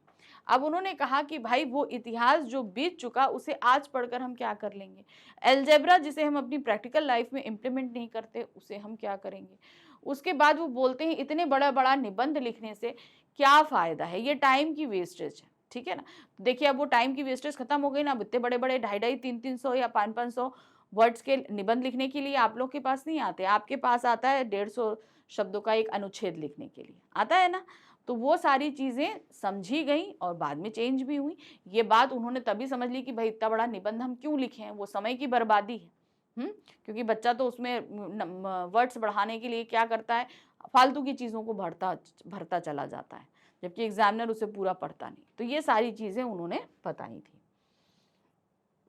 प्रश्न संख्या 17 है, प्रस्तुत कहानी में बड़े भाई ने पुस्तकीय ज्ञान की अपेक्षा अनुभव को अधिक महत्वपूर्ण बताने के लिए उदाहरण कौन कौन से दिए हैं। ठीक है, उन्होंने बताया ना कि भाई हमारे पास में पुस्तकीय ज्ञान तो बहुत सारा है, लेकिन उन्होंने बताया कि अनुभव अधिक महत्वपूर्ण होता है, यानी कि एक्सपीरियंस। तो उसके लिए उन्होंने कौन से उदाहरण बताए, तो देखिए उन्होंने अपने माता पिता का भी उदाहरण दिया और मास्टर जी का भी उदाहरण दिया, 2 दिए थे उन्होंने। बड़े भाई ने पुस्तकीय ज्ञान की अपेक्षा अनुभव को अधिक महत्वपूर्ण बताने के लिए 3 उदाहरण दिए। अच्छा मैं तो 2 ही कह रही थी, हाँ उन्होंने 3 उदाहरण दिए हैं। देखिए क्या है, दादाजी, अम्मा तथा हेडमास्टर की बूढ़ी माँ का। ठीक है, दादाजी यानी कि पिताजी, अम्मा यानी कि माताजी, फिर है हेडमास्टर और उनकी माताजी। तो ये 4 उदाहरण, मतलब वही 2 इंसिडेंट्स के माध्यम से उन्होंने बताया। ये तीनों ही कम पढ़े लिखे थे। 3 में कौन, दादाजी, अम्मा और बूढ़ी माँ, ये 3 कम पढ़े लिखे।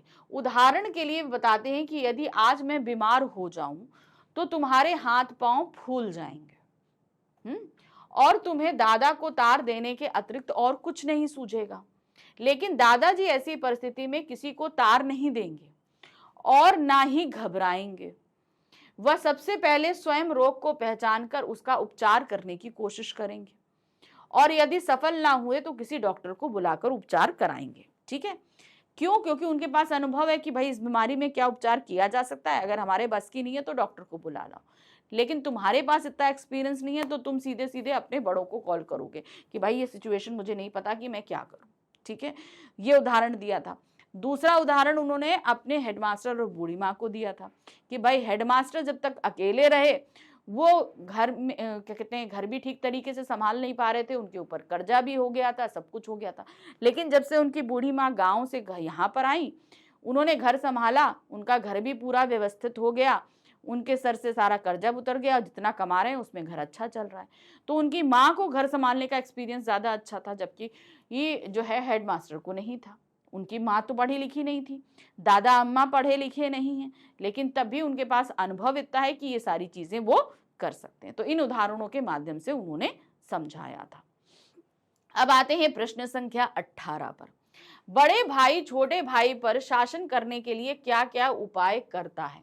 अब छोटा भाई जो बड़े भाई तो उसे खूब समझा रहे हैं कि भाई पढ़ो पढ़ो पढ़ो, खेलने में इतना टाइम वेस्ट नहीं करो, सारी चीजें समझा रहे हैं। लेकिन छोटा भाई है कि वो सुनने की बात नहीं समझ रहा है। अब उन्होंने कहा कि भाई इस पर तो दबाव बनाना पड़ेगा क्योंकि इसको बात समझानी है। तो दबाव बनाने के लिए उन्होंने क्या क्या उपाय किए, देखिए। बड़ा भाई पुस्तक में दी गई शिक्षा की अपेक्षा जीवन के अनुभव को अधिक महत्वपूर्ण एवं जीवनोपयोगी मानता है। यानी कि जीवन में हम जो अनुभव गेन करते हैं, जो एक्सपीरियंस लेते हैं, वो हमारे लिए ज्यादा मायने रखता है, क्योंकि वही चीज हमें आगे चल के काम में आती है। वह सदाचार को अधिक महत्व देते हुए छोटे भाई के व्यवहार को नियंत्रित करने का प्रयास करते हैं। यानी कि जो वो काम कर रहा है उसे उन्हें कंट्रोल करना है, क्योंकि वो जानते हैं कि छोटा भाई जो कर रहा है वो गलत है। तो उसको कंट्रोल करने के लिए वो क्या करते हैं, वो कई तरीके के अपनाते हैं कि नहीं, उसे सदाचार का उपदेश दो, नहीं इस तरीके से व्यवहार करना चाहिए, उस तरीके से नहीं करना चाहिए। ये सारी चीजें उसे समझाने की कोशिश करते हैं ताकि भाई थोड़ा सा सही तरीके से रहे। वह छोटे भाई की खेल कूद संबंधी गतिविधियों तथा उसकी स्वच्छंदता को नियंत्रित करने के लिए हमेशा उससे सवाल जवाब करते। फिर उसके बाद क्या आता कि भाई तुम कहाँ, अब किसी के ऊपर अगर कोई सवाल जवाब करने वाला या रोक टोक करने वाला नहीं होगा, ठीक है, तो वह व्यक्ति तो मनमाने ढंग से करेगा। अब बड़े भाई ये समझ गए थे, तो उन्होंने कहा कि भाई छोटे भाई के ऊपर नियंत्रण करने के लिए सबसे अच्छा तरीका है कि उसकी गतिविधियों में रोक टोक करना, उससे सवाल करना शुरू करो। जब हम ये करना शुरू करेंगे तो वो अपनी गतिविधियों पे अपने आप लगाम लगाएगा। तो इससे वो मेरे कंट्रोल में आएगा कि नहीं, मैं जो कहूंगा वो काम करेगा। वह कहाँ था, क्या कर रहा था आदि सवालों के माध्यम से वह उसे भटकने से रोकने का प्रयास करता था। यानी कि अगर भाई ये सवाल उसको चुभेंगे, उसे डर होगा, तो वो ये काम करेगा ही नहीं। सिंपल सी बात है ना, वो ये काम नहीं करेगा, कहीं नहीं जाएगा, रूम पे रहेगा, पढ़ाई करेगा। तो इसलिए वो इस तरीके के सवाल करते थे। जहां भी अवसर प्राप्त होता वहां लंबे लंबे भाषण देने से नहीं चूकता था। यानी कि जहां उनको मौका मिला वो बड़े बड़े भाषणों के जरिए अपने छोटे भाई को समझाने का प्रयत्न करते थे कि जो तुम कर रहे हो वो अपने आप में बहुत गलत है। तो वो पूरी तरीके से, मतलब मान लो कि 15-20 मिनट आधा घंटा वो जमकर उपदेश देना और भाषण देने का काम शुरू करते थे ताकि छोटे भाई पर थोड़ा सा असर पड़े।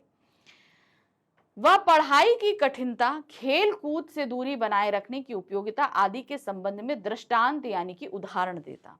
अब वो यहाँ पर बताते हैं कि भाई पढ़ाई बहुत कठिन है।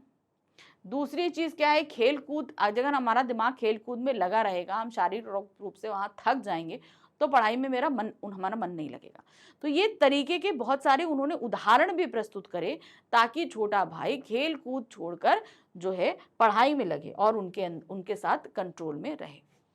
लेखक की मनमानी को उसका घमंड कहकर उसे अनुशासित करने की सलाह देते हैं। तो एक जगह जो है, जब वो बार बार फर्स्ट आ रहा था और लेखक बड़े भाई साहब फेल हो जा रहे थे, तो वो मनमानी करने लगा था लेखक। तो वहां पर उसको इस चीज के लिए फटकारा भी कि तुम्हें इस चीज का घमंड हो गया है।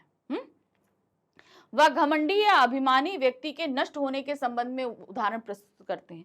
वो ये भी बताते हैं रावण है और क्या कहते हैं शैतान, इनका उदाहरण देते हैं कि ये लोग घमंड के कारण नष्ट हो गए।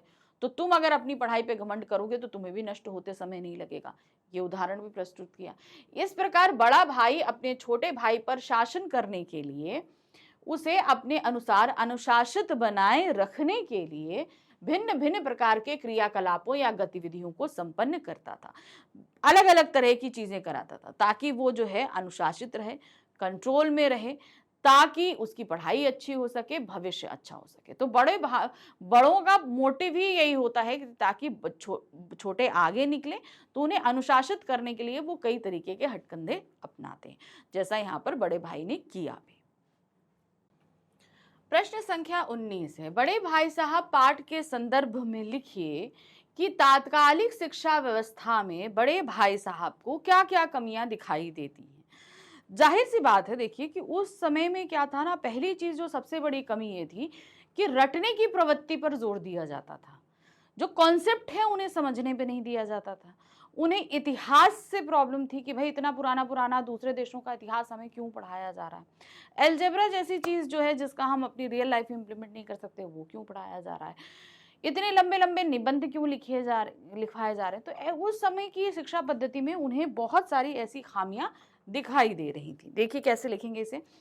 बड़े भाई साहब पाठ में जिस तात्कालिक शिक्षा व्यवस्था का वर्णन किया गया है उसमें बड़े भाई साहब को निम्नलिखित कमियां दिखाई देती हैं। अब देखिए यहाँ पर तात्कालिक परिस्थितियां, यानी कि जब बड़े भाई साहब पढ़ रहे थे उस समय। अब ये बात कब की है?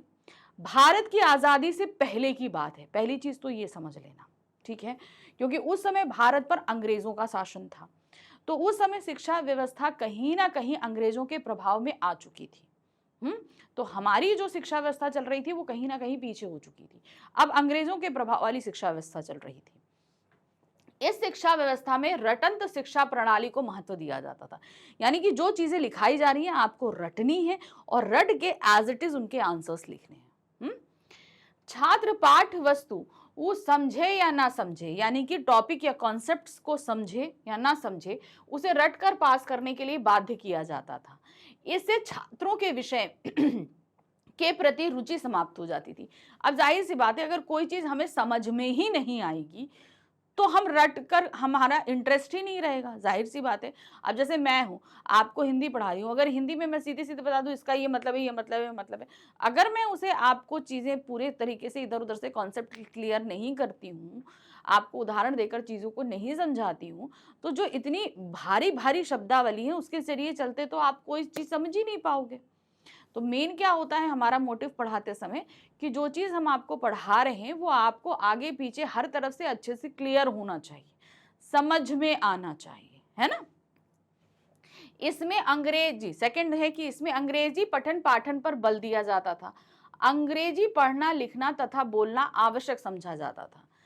अब देखिए क्या है कि उस समय, जैसे आजकल है आप लोग बचपन से अंग्रेजी पढ़ते हो तो इंग्लिश आपके लिए इतना टफ नहीं होता है, लेकिन उस समय क्या होता था, अंग्रेजी बहुत ज़्यादा मुश्किल वो होता था, क्योंकि हम लोग के हैबिट्स में नहीं होता था, क्योंकि इतना, और अंग्रेजी भाषा है उसके सारे चीज़ों को समझना इतना आसान नहीं था। तो अब क्या, स्कूलों में तो आपको बेसिक तौर पे इंग्लिश बोलना पढ़ना हर एक सब्जेक्ट आपका इंग्लिश में होता है, इसलिए आपको मुश्किल नहीं लगता। लेकिन ये सोचिए कि आपके सारे सब्जेक्ट हिंदी में हो और सिर्फ एक सब्जेक्ट इंग्लिश में हो, तो आपके लिए इंग्लिश समझना और पढ़ना लिखना बहुत ही मुश्किल हो जाएगा। थर्ड है, इसमें अपने देश के इतिहास को जानने समझने के अलावा अन्य देशों का इतिहास भी पढ़ना है और परीक्षा में लिखना पड़ता है, जो मुश्किल कार्य हुआ करता था। भाई हिस्ट्री तो अपने आप में बहुत बड़ी है कि नहीं है, आप पहले ये बताओ।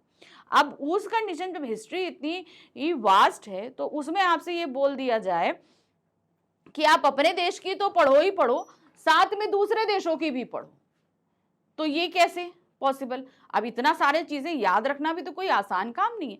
भाई हम जिस देश से बिलोंग करते हैं उस देश की हिस्ट्री पढ़ रहे हैं, वहां की पढ़ा लो, बाकी देशों की क्यों पढ़ा रहे हो। फोर्थ था आपका, इसमें छोटे छोटे विषयों पर लंबे चौड़े निबंध लिखवाए जाते थे, जिससे भाई साहब समय की बर्बादी कहते थे। बात सही है भाई, जो विषय दिया गया है आप इतने शब्दों में दीजिए कि उस विषय का चीजों का क्लियरिटी हो जाए। अब उसे अननेसेसरी 500 शब्दों का आपसे निबंध लिखने के लिए दे दिया जाए एक छोटे से टॉपिक पे, तो आप कैसे लिखोगे, कितना शब्द लगाओगे, कहाँ कहाँ लोगे, जबरदस्ती की चीजें आपको भरनी पड़ेंगी उसमें, है ना। तो कॉन्सेप्ट आप वहां पर जो आप लिखना चाहते हो उससे हटकर आप इधर उधर भटक कर बहुत सारी चीजों को लिख दोगे, जो समय की बर्बादी हुआ करती थी। फिफ्थ है, परीक्षा में प्रश्नों के उत्तर बिल्कुल ही पुस्तकों में छपे उत्तर जैसे ही लिखने पड़ते थे। वर्तमान समय की शिक्षा प्रणाली तत्कालीन शिक्षा प्रणाली व्यवस्था से नितांत भिन्न है। अगर हम आज के समय की शिक्षा प्रणाली की बात करें तो उस समय से बिल्कुल, आजकल रटे रटाए तो लिखने होते नहीं, आपको तो खाली कॉन्सेप्ट समझाए जाते हैं, क्वेश्चंस बदल जाते हैं, आपके आंसर आपको अपने आप बनाने पड़ते हैं। वर्तमान में शिक्षा को रटन प्रणाली से मुक्त कर उसे व्यवहारिक और मनोवैज्ञानिक बनाने पर बल दिया जाता है। अंग्रेजी शिक्षा को विशिष्ट महत्व ना देते हुए जीवनोपयोगी सभी विषयों को समान महत्व दिया जाता है। सिर्फ इंग्लिश को नहीं देकर सारे सब्जेक्ट जो हैं वो आपको बखूबी पढ़ाए जाते हैं। लैंग्वेजेस देखिए, आपको हिंदी इंग्लिश संस्कृत सारी लैंग्वेजेस पढ़ाई जाती हैं। आप कुछ और भी लेना चाहें तो वो भी आपके पास ऑप्शंस में रहते हैं। इसके साथ देश विदेश के इतिहास की जानकारी उपलब्ध कराने के साथ साथ स्वदेश के इतिहास, खोज आदि पर विशेष बल दिया जाता है। आपको बाहरी देशों का पढ़ाया जाता है, लेकिन जोर जो होता है वो आपके देश के ही इतिहास पर होता है। ठीक है, ये ध्यान रखिए। दूसरे देशों के इतिहास पर जोर इतना नहीं दिया जाता है। विषयों का वर्गीकरण पाठ्य वस्तु का आधार बालकों को रुचि एवं आवश्यकता के आधार पर निर्मित किया जाता है। तो जो टॉपिक्स हैं या जो एक्टिविटीज हैं वो इस तरीके से बिल्ड की जाती हैं ताकि बच्चे उसमें इंटरेस्ट ले सकें, क्योंकि जितना वो इंटरेस्ट ले पाएंगे उतना ही वो इंटरेस्ट से पढ़ पाएंगे। तो उनका इंटरेस्ट डेवलप करने के लिए बहुत सारी जो है गतिविधियां या एक्टिविटीज करी जाती हैं। प्रश्न संख्या है 20। प्रस्तुत कहानी में बड़े भाई के चरित्र द्वारा परिवार के बड़े बेटे को किस गंभीर समस्या पर प्रकाश डाला गया है? बहुत बड़ी चीज दी गई है, हो सकता है आप लोग भी इस चीज का सामना कर रहे हो, मैं नहीं करती। क्यों? क्योंकि मैं अपने घर में बड़ी नहीं हूं। ठीक है, तो मुझे भी इस चीज के बारे में पता नहीं था। जब ये चीज आई तो मुझे भी समझ में आया कि भाई एक बड़े होने के नाते कितना, क्योंकि उसे अपने छोटों के लिए एक एग्जाम्पल सेट करना होता है, अपने छोटों के सामने एक अपनी अच्छी छवि बनानी पड़ती है। इसके लिए क्या होता है ना, उसे अपने मन की बहुत सारी इच्छाओं को मारना पड़ता है, जैसे यहाँ पर बड़े भाई साहब ने भी किया है ना। तो लिटरली हो सकता है आप में से बहुत बहुत सारे बच्चे जो होंगे वो अपने घर में बड़े होंगे, तो शायद उन्हें ऐसा करना पड़ता हो, लेकिन मुझे इस चीज़ का आइडिया बिल्कुल भी नहीं है, क्योंकि मैं अपने घर में बड़ी नहीं थी, मैंने ऐसा कोई काम नहीं किया है। ठीक है, प्रस्तुत कहानी में बड़े भाई के चरित्र द्वारा परिवार के बड़े बेटे को जिस गंभीर समस्या पर प्रकाश डाला गया है वह यह है कि बड़ा बेटा हमेशा परिवार के छोटे भाई बहनों के संरक्षक और मार्गदर्शक का काम करता है, यानी कि उनका प्रोटेक्शन और उनके लिए सही वे, यानी कि अब वो एक एग्जाम्पल सेट करेगा तब तो लोग जो है बाकी जो बच्चे हैं, जो भाई बहन हैं, वो उसके मार्ग पर चलेंगे, है ना। तो वो एक आगे चलने वाले व्यक्ति का काम करता है और वो भी सही मार्ग पर। उसे अपने छोटे भाई बहनों के लिए आदर्श बनना होता है ताकि उसे देखकर छोटे भाई बहन सीख सकें और अपने जीवन को सही ढंग से जी सकें। तो ये बहुत से सीखना है, और मतलब हमको एक, जैसे मान लीजिए अगर हम बड़े हैं तो हमें देखकर छोटे भाई बहनों को बहुत सारी चीजें सीखनी पड़ती हैं। बड़े भाई साहब भी युवक हैं, उनका दिल भी अन्य युवकों की तरह खेल कूद मटर गश्ती आदि करने को ललचाता है, किंतु वे चाहकर भी ऐसा नहीं कर सकते हैं, क्योंकि उन्हें ऐसा करते देखकर परिवार के छोटे बच्चे भी उन्हें ऐसा करने लगेंगे। ठीक है, अगर मान लीजिए वो खेलने लगेंगे, पतंग उड़ाने लगेंगे, ज्यादा टाइम बाहर रहेंगे, तो क्या होगा, बाकी जो उनसे छोटे बच्चे हैं वो उनको देखेंगे, वो और नहीं पढ़ेंगे। तो उनके सामने एग्जाम्पल सेट करने के लिए उन्हें अपने मन की बातों को अपने मन में दबाना पड़ता है, यानी खेलने कूदने की, बाहर घूमने की जो इच्छा है वो कहीं ना कहीं उनके मन में ही रह जाती है। घर के बड़े बच्चे को कई प्रकार के त्याग करने पड़ते हैं, जिससे उनका बचपन समाप्त ही हो जाता है। तो काफी हद तक ऐसे कई जगह पर होता भी है। प्रश्न संख्या 21 है। प्रस्तुत पाठ को पढ़कर बड़े और छोटे किन किन बातों पर विचार कर सकते हैं, यानी कि बड़े भाई और छोटे भाई किन किन बातों पर विचार कर सकते हैं, चलिए देख लेते हैं। प्रस्तुत पाठ में छोटों को बड़ों का आदर करने, अनुशासन का पालन करने, अनुभवी व्यक्तियों का सम्मान करने और अपने अनुभवों से और उनके अनुभवों से लाभ उठाने की सीख दी गई है। बात सही है, छोटों के लिए तो यहाँ पर बहुत सारी चीजें हैं। ठीक है, कि किस तरीके से आप यहाँ पर चीजों को सीख सकते हैं।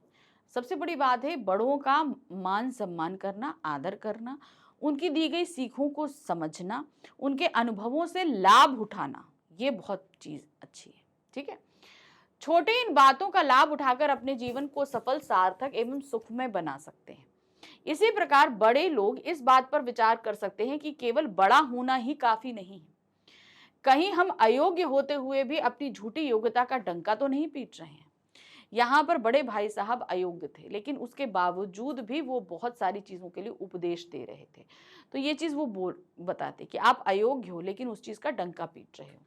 कहीं हम छोटों की योग्यता और सफलताओं को उनकी प्रतिभा के रूप में ना स्वीकार कर केवल तुक्का तो नहीं मान रहे हैं, अब यहाँ पर क्या था देखिए समझिए, छोटा भाई कम देर पढ़ता था लेकिन जितना पढ़ता था वो सॉलिड पढ़ता था, ध्यान से पढ़ता था और उसे तुरंत याद हो जाता था। बड़े भाई क्या है, पूरा पूरा दिन खोल के रट रहे हैं लेकिन नहीं हो रहा। तो मतलब है जिस टाइम आपको अच्छे से मन लगे उस टाइम बैठ के पढ़ो। पूरा दिन पढ़ने का कोई मतलब नहीं होता, वो आपका टाइम वेस्ट है और आप कुछ भी समझ या पढ़ नहीं पाओगे। तो वही चीज उन्होंने बताया कि वो आपको तुक्का नहीं मानना है, आपको वो टेक्निक सीखनी है कि जो वो चीज अपना रहे हैं वो उन्होंने अपने मन का काम किया, अपने आप को सेटिस्फाई किया, अपने आप को रिलैक्स किया। उसके बाद जो वो पढ़ने जा रहे हैं वो उनको थोड़ी देर के लिए स्ट्रेसफुल करेगा, लेकिन जितना भी करेगा वो मतलब मन से पढ़ेंगे और सब कुछ अच्छे से उन्हें याद होगा। कहीं हम अपनी गलतियों को छिपाने के लिए किसी बात को क्रोध में तो नहीं कह रहे ताकि छोटे हमसे डर कर रहें। यानी बहुत जगह ऐसा होता है कि बड़े जो है वो डांट कर डरा कर रखते हैं कि छोटे डरे रहें ताकि हमारी बात को मानते रहें। ये एक बहुत बड़ी चीज होती है लेकिन ये गलत है। ठीक है, ये क्या होता है, ये गलत व्यवहार होता है। हमें छोटों को समझाना है। अगर हम डराएंगे तो वो हमारे सामने तो डर के रहेंगे मगर हमारे पीठ पीछे हमसे हमारे लिए गलत व्यवहार कर सकते हैं, कोई भी चीज गलत कर सकते हैं। लेकिन हमेशा एक ऐसा आदर्श व्यक्त करिए ताकि वो हमारा मान सम्मान करते रहे। जहां मान सम्मान होगा उसके चक्कर में एक डर स्वाभाविक रूप में आ जाता है। ठीक है, तो हमेशा डराना नहीं है, आप एक ऐसा आदर्श सेट करो कि वो चाहकर आपके पीछे चले। प्रश्न संख्या 22 है, जीवन की समझ व्यवहारिक अनुभव से आती है। बड़े भाई साहब के इस विचार से आप कहां तक सहमत हैं? उदाहरण सहित बताइए। हम पूरी तरीके से सहमत हैं। कहने का मतलब है कि हम अपनी लाइफ जैसे जीते हैं इससे हमें बहुत सारे अनुभव प्राप्त होते हैं। अब मान लीजिए आप सिंपल सी एक चीज मैं बताती हूँ। ठीक है, आपको यहाँ पर मैगी बनाना आता है, आपको या नहीं, सपोज नहीं आता है। ठीक है, हम इतना समझ लेते हैं आपको नहीं आता है। अब मैगी बनाने का तरीका आपने यूट्यूब पे देखा और आप बनाने लगे। अब बनाने में उसमें वो बता रहा है प्याज डालो फिर शिमला मिर्च डालो, गाजर काटो, मटर डालो, सब करो, लेकिन उसे कितना पकाना है ये उसने नहीं बताया। अब आप पकाए जा रहे हो, काला हो गया, अब कितनी देर पकाना नहीं समझ में आ रहा। तो कहने का मतलब है कि जब हम किसी चीज को काम करते हैं तो हम उसका एक्सपीरियंस गेन करते हैं और यही चीजें हमारी लाइफ में आगे चल के हमारे काम आती हैं। अगर हम कोई चीज, जैसे मान लीजिए हम एक से एक रेसिपी बनाना हम बुक से पढ़ लें लेकिन उसे कभी लाइफ में बनाए नहीं, तो वो आपको लगता है कि आपको आ जाएंगी, बनानी आ जाएंगी, कभी नहीं आएंगी। जब तक आप उसे बनाओगे नहीं, अपने आप करोगे नहीं, तब तक जो है वो सारी चीजें आप नहीं कर पाओगे। तो हम अपनी प्रैक्टिकल लाइफ में जो चीजें करते हैं वो अपने अनुभवों से, अगर खुद नहीं कर पा रहे तो दूसरों के दी गई सीख से, अनुभव से करके ही हम सीख सकते हैं। ठीक है, हम बड़े भाई साहब के इस विचार से पूर्णतः सहमत हैं कि जीवन की समझ व्यवहारिक अनुभव से आती है। जो हम व्यवहार करते हैं उससे, जो एक्सपीरियंस गेन करते हैं उससे आती है। पुस्तकीय ज्ञान से जानकारी प्राप्त की जा सकती है परंतु उस जानकारी का सही प्रयोग व्यवहारिक जीवन में ही सीखा जाता है। यानी कि हमने जैसे बताया ना कि आप रेसिपी आप देख सकते हो लेकिन जब तक उसे बनाओगे नहीं तब तक आपको वो नहीं आएगी। अनुभवहीन व्यक्ति की समझ और ज्ञान दोनों अधूरे होते हैं। यानी कि जो एक्सपीरियंस्ड व्यक्ति नहीं होता वो चाहे जितना ज्ञान दे ले वो अधूरा है, क्योंकि उसे खुद एक्चुअल में नहीं पता है कि ये क्या होता है। बड़े भाई साहब के भी यही विचार है।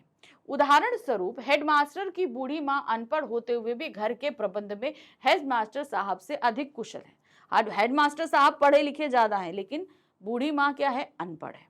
ठीक है, लेकिन उसके बावजूद वो घर संभालने में हेडमास्टर से ज्यादा अच्छी है। कारण क्या है, क्योंकि उन्होंने अपनी लाइफ में ये काम किया है इसलिए उन्हें इस चीज का एक्सपीरियंस है। लेखक की अम्मा और दादा भी कम पढ़े लिखे हैं परंतु फिर भी वे अपने अपने कार्य क्षेत्र में निपुण हैं। अतः निष्कर्ष यह है कि पुस्तकीय ज्ञान की अपेक्षा व्यवहारिक ज्ञान अधिक महत्वपूर्ण है। इसलिए कहा जाता है ना, आप लोग सिर्फ जो है किताबी कीड़ा नहीं बनो, और भी बहुत सारी चीजें हैं उनको समझो। किताबें जरूरी हैं, ये ज्ञान जरूरी है, लेकिन इसके अलावा संसार में आपको कैसे बिहेव करना है, कैसे दूसरों के साथ रहना है, क्या काम कैसे करना है, जब तक आप ये सारी चीजें नहीं सीखोगे ये पुस्तक का ज्ञान बेकार होता है।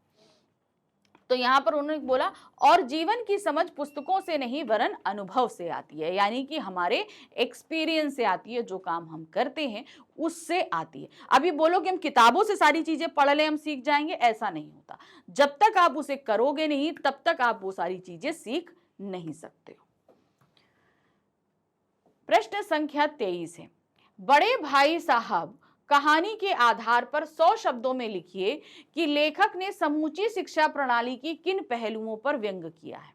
ठीक है, पूरी से क्या क्या चीजों पर उन्होंने पॉइंट आउट किया है, आपके विचार से इसका क्या समाधान हो सकता है, तर्कपूर्वक उत्तर दीजिए। अब उन्होंने कई चीजों पर पॉइंट आउट किया है, अब आपको उसके समाधान भी बताने हैं। ठीक है, अभी तो हमने वो प्रॉब्लम्स देखी हैं, अभी हमने देखी थी, लेकिन इसमें हम क्या क्या सुधार कर सकते हैं। बड़े भाई साहब कहानी में लेखक ने समूची शिक्षा प्रणाली के निम्नलिखित पहलुओं पर व्यंग किया है। पहला है, रटंत शिक्षा प्रणाली पर बल दिया जाता है। बच्चा समझे ना समझे लेकिन उसे विषय को रटना ही पड़ता है। इस प्रकार विषय के प्रति रुचि समाप्त हो जाती है। जब हमें कोई चीज समझ ही नहीं आएगी तो हमें क्या खा के इंटरेस्ट आएगा उसमें, हमें इंटरेस्ट नहीं आएगा तो फिर हम अच्छे से चीजों को लिख ही नहीं पाएंगे और ना वो हमें ज्यादा देर तक याद रह पाएगी। अंग्रेजी पढ़ना लिखना या बोलना आए ना आए लेकिन उस पर अत्यधिक बल दिया जाता था। अब बच्चा है, उसे समझ नहीं आ रही अंग्रेजी, लेकिन तुम्हें पढ़ना ही है, पढ़नी है, या तो उसको पढ़ाने के इनोवेटिव तरीके निकालो ताकि उसको समझ में आए।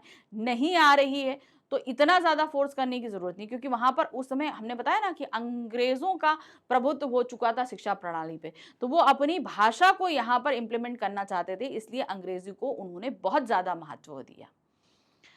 अपने देश के इतिहास के अतिरिक्त दूसरे देशों के इतिहास की जानकारी व्यर्थ में कराना। जब हमें अपने देश का इतिहास पहले पढ़ाओ ना, हम अपने देश की जानकारी रख लेंगे तब बड़ी क्लासेस में तुम बाहर का पढ़ाना। अभी क्या छोटी क्लासेस में ही वो देश का, अपने देश का भी पढ़ा रहे, तो ये क्या होता था, वो ब्रिटेन का इतिहास पढ़ा रहे थे। तो अब ब्रिटेन का क्यों पढ़ा रहे थे, क्योंकि अंग्रेजी प्रभुत्व था अंग्रेजों का, इसलिए वो पढ़ाया जाता था। तो इसी पर उन्होंने कहा कि भाई भारत का इतिहास पहले पढ़ाओ, बाद में दूसरे देशों का। छोटे छोटे विषयों पर लंबे चौड़े निबंध लिखवाना जो बच्चों की रुचि के विपरीत है, उन्हें इंटरेस्ट नहीं है, लिखना नहीं है, समय की बर्बादी है। अतः कहा जा सकता है कि ऐसी शिक्षा प्रणाली का कोई लाभ नहीं जो बच्चों के लिए लाभप्रद ना हो। अब इसमें इतनी खामियों के अलावा बच्चों का इसमें से कोई फायदा ही नहीं हो रहा है, तो क्या मतलब है ऐसी शिक्षा प्रणाली का। लाभदायक ना होकर बोझ की तरह बन जाए। हमारे विचार से इसका यह समाधान हो सकता है कि शिक्षा जीवन के साथ जुड़ी होनी चाहिए, यानी कि हमारी जो लाइफ है उसके साथ जुड़ी होनी चाहिए, जो हम एक्चुअल में जिएंगे। इसमें व्यवहारिक ज्ञान भी शामिल किया जाना चाहिए, व्यर्थ की बातों को शिक्षा से हटा देना चाहिए। देखिए, हम आजकल की शिक्षा में ये सारी चीजें हो चुकी हैं, मैं ये मानती हूँ काफी हद तक हो चुकी हैं, कि हमें ऐसी बहुत सारी चीजों को बताया जाता है जो हमारी रियल लाइफ से कनेक्टेड है। तो जैसे हम लोग, आप बोलते हो ना, जैसे आप हिंदी पढ़ते हैं, क्या है, अब हिंदी भाषा आपकी मातृभाषा है। अब इस भाषा में हम बोलते भी हैं, लिखते भी हैं, हमारे सरकारी कामकाज इस भाषा में होते हैं। तो अगर आप इस भाषा को नहीं जानोगे तो आपके लिए प्रॉब्लम है। आप जो एक्चुअल में जानते हो हिंदी, वो विकृत है क्योंकि हमारी बोलचाल की भाषा है। एक्चुअल हिंदी भाषा तो वो होती है जो हम लोग पढ़ने लिखने में इस्तेमाल करते हैं, तो उसके लिए सही शब्दावली का हम प्रयोग आपको सिखाते हैं, है ना। और इन कहानियों के माध्यम से जो हम ये किस पुस्तकों में जो कहानियां पढ़ते हैं, जो सारी चीजें पढ़ते हैं, ये कहीं ना कहीं हमें लाइफ को सही तरीके से जीने का तरीका बताते हैं। जैसे यही चैप्टर है, अब इसमें कितनी सारी चीजें बताई गई हैं कि एक छोटे भाई और बड़े भाइयों का किस तरीके से संबंध होता है, छोटे भाई के क्या कर्तव्य होते हैं, बड़े भाई के क्या कर्तव्य होते हैं। तो इस तरीके से ये सारी चीजें हम अपनी रियल लाइफ में इम्प्लीमेंट कर सकते हैं और उससे हमारा जीवन काफी अच्छा हो सकता है। प्रश्न संख्या 24 है, क्या दिया गया है, टाइम टेबल के अनुसार ना पढ़ पाने की समस्या सामान्यतः किशोर अवस्था में विद्यार्थियों में होती है। ठीक है, कि जो हम टाइम टेबल बनाते हैं उसके अनुसार हम नहीं पढ़ पाते, ऐसा होता है स्टूडेंट्स के साथ। लेखक ने इस संबंध में जो बातें बताई हैं उनके आधार पर इस विषय पर अपना मत प्रस्तुत कीजिए। लेखक ने क्या किया, उन्हें डांट पड़ी तो उन्होंने जो है वो टाइम टेबल बना डाला। ठीक है, अब बनाने में जो उन्होंने सबसे बड़ी गलती वो करी कि जिस चीज में उन्हें इंटरेस्ट था वो चीज उन्होंने उसमें रखी ही नहीं थी, यानी कि खेलना कूदना, बस पूरा दिन पढ़ना। ठीक है। किशोरावस्था में विद्यार्थियों द्वारा टाइम टेबल के अनुसार ना पढ़ पाने की समस्या उनके अस्थिर मनोवृत्ति का परिचायक है। यानी कि वो जो है सेटल्ड, मतलब उनका दिमाग जो है वो भटकता रहता है। ये एक के साथ नहीं होता बेटा, ये सबके साथ प्रॉब्लम होती है, क्योंकि हम तब तक ये काम भी कर लेना चाहते हैं, वो काम भी कर लेना चाहते हैं, वो काम भी कर ले, मतलब हम कम समय में बहुत सारे काम को कर लेना चाहते हैं, जिससे हमारा दिमाग भटकता रहता है। तो वही चीज उन्होंने अस्थिर, यानी कि कहीं पर सेटल्ड माइंडसेट नहीं होता उनका। इस अवस्था में विद्यार्थी का चित्त एकाग्र नहीं हो जाता, नहीं रह जाता, मतलब वो किसी भी चीज पे कंसंट्रेशन नहीं कर पाते हैं। वह खेलना भी चाहता है, सिनेमा आदि भी देखना चाहता है, उसको बाहरी दुनिया का आकर्षण अपनी ओर खींचता है, मतलब वो क्या करना चाहता है, वो सब करना चाहता है। तो वो क्या है, अब चूंकि पिक्चर भी जाना है, खेलना भी है, टीवी भी देखना है, मोबाइल भी देखना है, अब वो कितने सारे काम कर लेगा। अब वो क्या है, उसका दिमाग हर जगह बटा हुआ है, कंसंट्रेशन नहीं है ना। उसको बाहरी दुनिया का आकर्षण अपनी ओर खींचता है। किशोरावस्था में विद्यार्थी को उचित अनुचित का अंतर समझ नहीं होता, उन्हें ये समझ नहीं होता क्या सही है क्या गलत है। यद्यपि वह टाइम टेबल को सुनियोजित कर तो लेता है, परंतु बाहरी आकर्षण के कारण उस पर अमल करना बहुत कठिन हो जाता है। तो बाहरी चीजें जो उसे आकर्षित कर रही हैं, वो उनके कारण उस टाइम टेबल को इम्प्लीमेंट नहीं कर पाता। तो इसका तरीका भी लेखक ने बताया कि जो चीज आपको इंटरेस्टिंग लगती है उसे जरूर आप अपने उस टाइम टेबल में शामिल करो। जैसे मान लीजिए आप लोगों को मोबाइल पर रील देखना अच्छा लगता है, सिंपल एक चीज। दूसरा, अपने फ्रेंड्स के साथ थोड़ी देर आउटिंग करना, बात करना या खेलना अच्छा लगता है। तो पूरे दिन में आधे आधे घंटे का मत ये रखो, ठीक है। आधा घंटा तुमने मोबाइल देख लिया, 1 घंटा अपने फ्रेंड्स के साथ देख लिया, बाकी टाइम पढ़ाई करो। तो इससे जो तुम्हारा मन की चीज है तुमने वो भी कर ली, और जो है तुम्हारी पढ़ाई भी हो रही है। तो जो तुम्हारा इंटरेस्ट है, अगर उस चीज का तुम उसमें ख्याल नहीं रखोगे तो टाइम टेबल फॉलो नहीं कर पाओगे। सबसे बड़ी बात होती है कि हम जब कंसंट्रेशन नहीं कर पाते हैं। कुछ इसी प्रकार की समस्याएं लेखक के जीवन में भी रही थी। यह अपने बड़े भाई के पढ़ाई करने के तौर तरीकों को अपनाना चाहता था, यानी कि पूरा दिन बैठकर रटकर पढ़ना चाहता था, जिसके लिए उसने टाइम टेबल का निर्माण भी किया। परंतु फुटबॉल की उछल कूद, कबड्डी का दांवघात, वॉलीबॉल की वह तेजी और फुर्ती लेखक को अज्ञात और अनिवार्य रूप से खींच लेती है। वो समझ ही नहीं पाता कि कब वो उसके साथ खिंचा हुआ चला गया, और नियोजित किया गया टाइम टेबल भुला दिया जाता, और जो उसने टाइम टेबल बनाया वो उसे याद ही नहीं रहता। ठीक है ना। तो मेन रीजन क्या था कि उसका बाहरी आकर्षण उसे अपनी तरफ खींच रहा था। अगर वो मान लो टाइम टेबल बनाता, स्कूल से आता, खाना वाना खाता, थोड़ा सा होमवर्क करता और फिर उसके बाद खेलने जाता, ठीक है, तो वो जो घर स्कूल से आने का टाइम है, खाना खाना है और पढ़ना है, ये तीनों काम वो इसलिए करता क्योंकि उसे शाम को 5 बजे खेलने जाना है, 5 से 6 खेलना है। ठीक है। तो अब वो 5 बजे चले जाता खेलने, तो मगर दूसरा उसका घड़ी पे ध्यान रहता कि 6 बजे मुझे वापस आकर फिर से पढ़ाई शुरू करनी है ना। तो फिर वो अपने आप को एक बाउंडेशन में रख पाता। ये बहुत ही जरूरी हो जाता है। प्रश्न संख्या 25 है, बड़े भाई साहब नामक कहानी में आपको क्या शिक्षा मिलती है, सोधारण स्पष्ट कीजिए। अब यहाँ पर इस पूरे चैप्टर में हमें कई चीजें, चाहे शिक्षा प्रणाली को लेकर हो, व्यवहार को लेकर हो, कई चीजों की सीख मिली है। बड़े भाई साहब नामक कहानी हमें जीवन की कई सच्चाइयों से अवगत कराती है। प्रस्तुत पाठ से हमें निम्नलिखित शिक्षा मिलती है। मैंने कहा ना कि इस पाठ में हमें कई चीजें ऐसी हैं जो सीखनी चाहिए और अपनी लाइफ में इंप्लीमेंट करनी चाहिए। बड़े भाई साहब के जीवन से हमें यह शिक्षा मिलती है कि हमें पहले स्वयं के गुण दोष देखने चाहिए और उसी के अनुसार हमें दूसरों को समझाना चाहिए, अन्यथा हमारे अच्छे उपदेश भी प्रभावहीन हो जाते हैं। ठीक है। तो सबसे पहले आप देखिए कि अगर आप किसी को कोई चीज की सीख देना चाह रहे हैं तो कहीं वो खामी आपके अंदर तो नहीं है, क्योंकि अगर वो खामी आपके अंदर है तो आप चाहे सामने वाले को जितना समझा लो वो नहीं समझेगा। नेक्स्ट आते हैं, हमें विषय की गहराई को समझना चाहिए। रटा हुआ ज्ञान किसी काम का नहीं, वास्तव में वह ज्ञान है ही नहीं। विद्या सहज और स्वाभाविक रूप से आती है, अनावश्यक रूप रटने से नहीं। यानी कि किसी चीज को अगर आप प्रेशर देकर काम करना शुरू करोगे तो वो प्रेशर रिलीज होते ही चीज खराब हो जाती है। ठीक है, सिंपल सी एक चीज है। तो यहाँ पर वही चीज है, आप अगर स्ट्रेस लेकर रट कर कोई चीज पढ़ रहे हो तो वो कुछ समय के लिए तो याद रहेगी, फिर कुछ समय बाद जैसे ही आपका एग्जाम हुआ तो वो भूल जाएंगे। तो जो आपने पढ़ा और उनमें से जो चीजें आपको अपनी लाइफ में सीखने या करने वाली थी वो तो आप भूल गए। तो इसीलिए विषय को समझना चाहिए, ना कि रटना चाहिए, क्योंकि रटी हुई चीज हम जल्दी भूलते हैं। व्यक्तित्व के संपूर्ण विकास के लिए पढ़ाई और खेलकूद दोनों आवश्यक हैं, क्योंकि स्वस्थ शरीर में ही स्वस्थ मन व मस्तिष्क का वास होता है। ये बहुत जरूरी है। सिर्फ ये कहें कि पढ़ना पढ़ना पढ़ना नहीं, पढ़ने के साथ खेलना भी जरूरी है, क्योंकि अगर हमारा शरीर या मन स्वस्थ नहीं रहेगा तो हम कुछ भी सीख लें, कुछ भी पढ़ लें, हम कभी उस चीज का फायदा नहीं उठा सकते। तो सबसे पहले जरूरी हो जाता है आपका स्वस्थ शरीर। तो खेलिए भी और पढ़िए भी।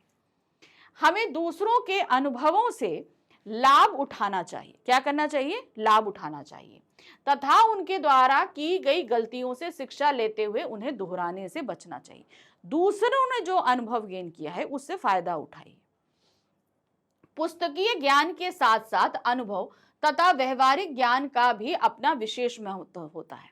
यानी कि पुस्तक में जो चीजें हम पढ़ रहे हैं वो तो फायदेमंद है ही, लेकिन इसके अलावा जो हमारी लाइफ में जो चीजें हम देख रहे हैं वो भी हमारे लिए बहुत फायदेमंद होती हैं। हमें बड़ों का आदर करना चाहिए और उनके जीवन से सीख लेनी चाहिए। यानी कि हमारे सामने हमारे बड़े बहुत सारी चीजों को रखते हैं, हमें समझाते हैं, हमें एकदम सेटल माइंडसेट से उनको सुनना चाहिए और समझना चाहिए कि वो क्या समझाने की कोशिश कर रहे हैं। अगर आपको नहीं समझ में आता तो उनसे क्वेश्चन कीजिए कि ये कैसे होगा, ये क्या होगा, अगर मैं ऐसा करूंगा तो इसके क्या फल होंगे, क्योंकि वो आपसे ज्यादा एक्सपीरियंस है, वो हर चीजों के प्रोज एंड कॉन्स जानते हैं। तो अगर आप उन चीजों को देखेंगे, समझेंगे तो बहुत सारी चीजें आप सीख पाएंगे। तो इतनी सारी शिक्षा मिलती है हमें इस अध्याय से। प्रश्न संख्या 26 है, बड़े भाई साहब कहानी के अनुसार एक जमाना था कि लोग 8वां दर्जा पास करके नायक तहसीलदार हो जाते थे। वर्तमान में क्या स्थिति है और इसके क्या कारण है? देखिए क्या होता था, पहले के समय में जो पढ़ाई है वो सब लोग नहीं करते थे। पहली चीज तो ये होती थी। तो 8th तक की पढ़ाई में ही व्यक्ति कुछ ज्यादा ही पढ़ा लिखा समझा जाता था बाकियों से, इसलिए उन्हें बहुत आसानी से ये पोस्ट मिल जाया करती थी। इसके अलावा भी कई और रीजन हैं, चलिए देखते हैं क्या दिया गया है। बड़े भाई साहब कहानी के अनुसार बड़े भाई साहब लेखक को समझाते हैं कि किसी जमाने में लोग 8वां दर्जा पास करने के बाद नायब, तहसीलदार, डिप्टी मजिस्ट्रेट या सुपरिटेंडेंट हो जाते थे। यानी कि 8th पास कर लो और तुम्हें सरकारी महकमे के इतने इंपॉर्टेंट जो पोस्ट हैं वो मिल जाएंगी। बड़े भाई साहब ये बताते हैं कि चाहे व्यक्ति कम पढ़ा लिखा हो किंतु उसे अनुभव और तजुर्बा अधिक होता था। यानी कि वो एक्सपीरियंस अपनी लाइफ में अपने आसपास जो चीजें हो रही हैं उससे बहुत सारी चीजों को सीखता था। तो ये सारी चीजें जो है इन पोस्ट के लिए बहुत, क्योंकि भाई देखिए ये जो पोस्ट बताई गई है नायब तहसीलदार, डिप्टी मजिस्ट्रेट, ये सारे जो पोस्ट होते थे वो आम जनता से कनेक्ट करने के लिए होते थे। अब वो आम जनता के साथ हम तभी कनेक्ट कर सकते हैं जब हमारे पास एक्सपीरियंस ज्यादा हो, हम ज्यादा चीजों को समझ सकते हो, हमारे पास अनुभव हो। तो वो अनुभव जो हम अपनी लाइफ में गेन कर लेते थे तो ये पोस्ट हमें देखिए, क्योंकि उनकी योग्यता ही इस तरीके के सवाल होते थे कि जिससे उनके अनुभवों को पता किया जा सके। वर्तमान में रटन शिक्षा प्रणाली पर बल दिया जाता है। बच्चा उसे समझे या ना समझे लेकिन उसे विषय को रटना ही पड़ता है, जिससे विषय के प्रति रुचि समाप्त हो जाती है। आज परीक्षा पास करके ऊंचे ओहदों पर पहुंचा तो जाता है, किंतु उन व्यक्तियों के व्यवहारिक ज्ञान कम होता है। यानी कि उन्हें अपनी प्रैक्टिकल लाइफ में का एक्सपीरियंस बहुत कम होता है। वर्तमान में यह स्थिति रोजगार के अवसर पाने, एक दूसरे से आगे बढ़ने, जीवन यापन के तौर तरीके उच्च होने आदि के कारण होती है, किंतु वास्तव में ज्ञान व विद्या सहज और स्वाभाविक रूप से आती है, अनावश्यक रूप से नहीं। यानी कि पढ़ाई होगी या हम अपनी लाइफ के एक्सपीरियंस की बात करें तो ये सारी चीजें स्वतः और नॉर्मल रूप में, अगर हम उस चीज में बहुत ज्यादा प्रेशर देंगे, बहुत ज्यादा जोर देंगे तो हमारा मन उन सारी चीजों से हट जाएगा। तो इसलिए नॉर्मल रूप से होकर पढ़िए तो ये सारी चीजें, सारा एक्सपीरियंस आप बहुत सहज रूप से गेन कर सकते हैं। तो ये था हमारा गद्य खंड का पहला और पुस्तक का 8वां अध्याय बड़े भाई साहब, जिसके हमने कराए मोस्ट इंपॉर्टेंट क्वेश्चंस। देखिए कितने तरह तरह के क्वेश्चंस थे। तो गद्य खंड में ऐसे, मतलब गद्य खंड में तो प्रश्नों के तो इतने ज्यादा वेरिएशंस होते हैं कि मत पूछो। तो यहाँ पर मैं ये नहीं कह रही कि जितने क्वेश्चन मैंने पढ़ाए हैं इसमें से कोई ना कोई क्वेश्चन आपको आ ही जाएगा एग्जाम में, लेकिन हाँ, अगर आप इन क्वेश्चंस को अच्छी तरह से पढ़ लेते हो, समझ लेते हो, तो अगर क्वेश्चन घुमा फिरा कर भी पूछा जाए तो आप आसानी से आंसर लिख पाओगे। ठीक है, बस ये है कि आप एक बार ही ये वीडियो देखो, लेकिन जितनी देर भी देखो बहुत ध्यान से देखना, हर एक चीज को समझने की कोशिश करना। ठीक है, अब हम आएंगे अपने नेक्स्ट चैप्टर को लेकर, जहां पर हम देखेंगे डायरी का एक पन्ना, बंगाल में का वो संघर्ष जिसे इतिहास में दर्ज कर दिया गया। पढ़ेंगे उसे और उस पर आधारित कुछ क्वेश्चंस को। Thank you for watching, bye bye.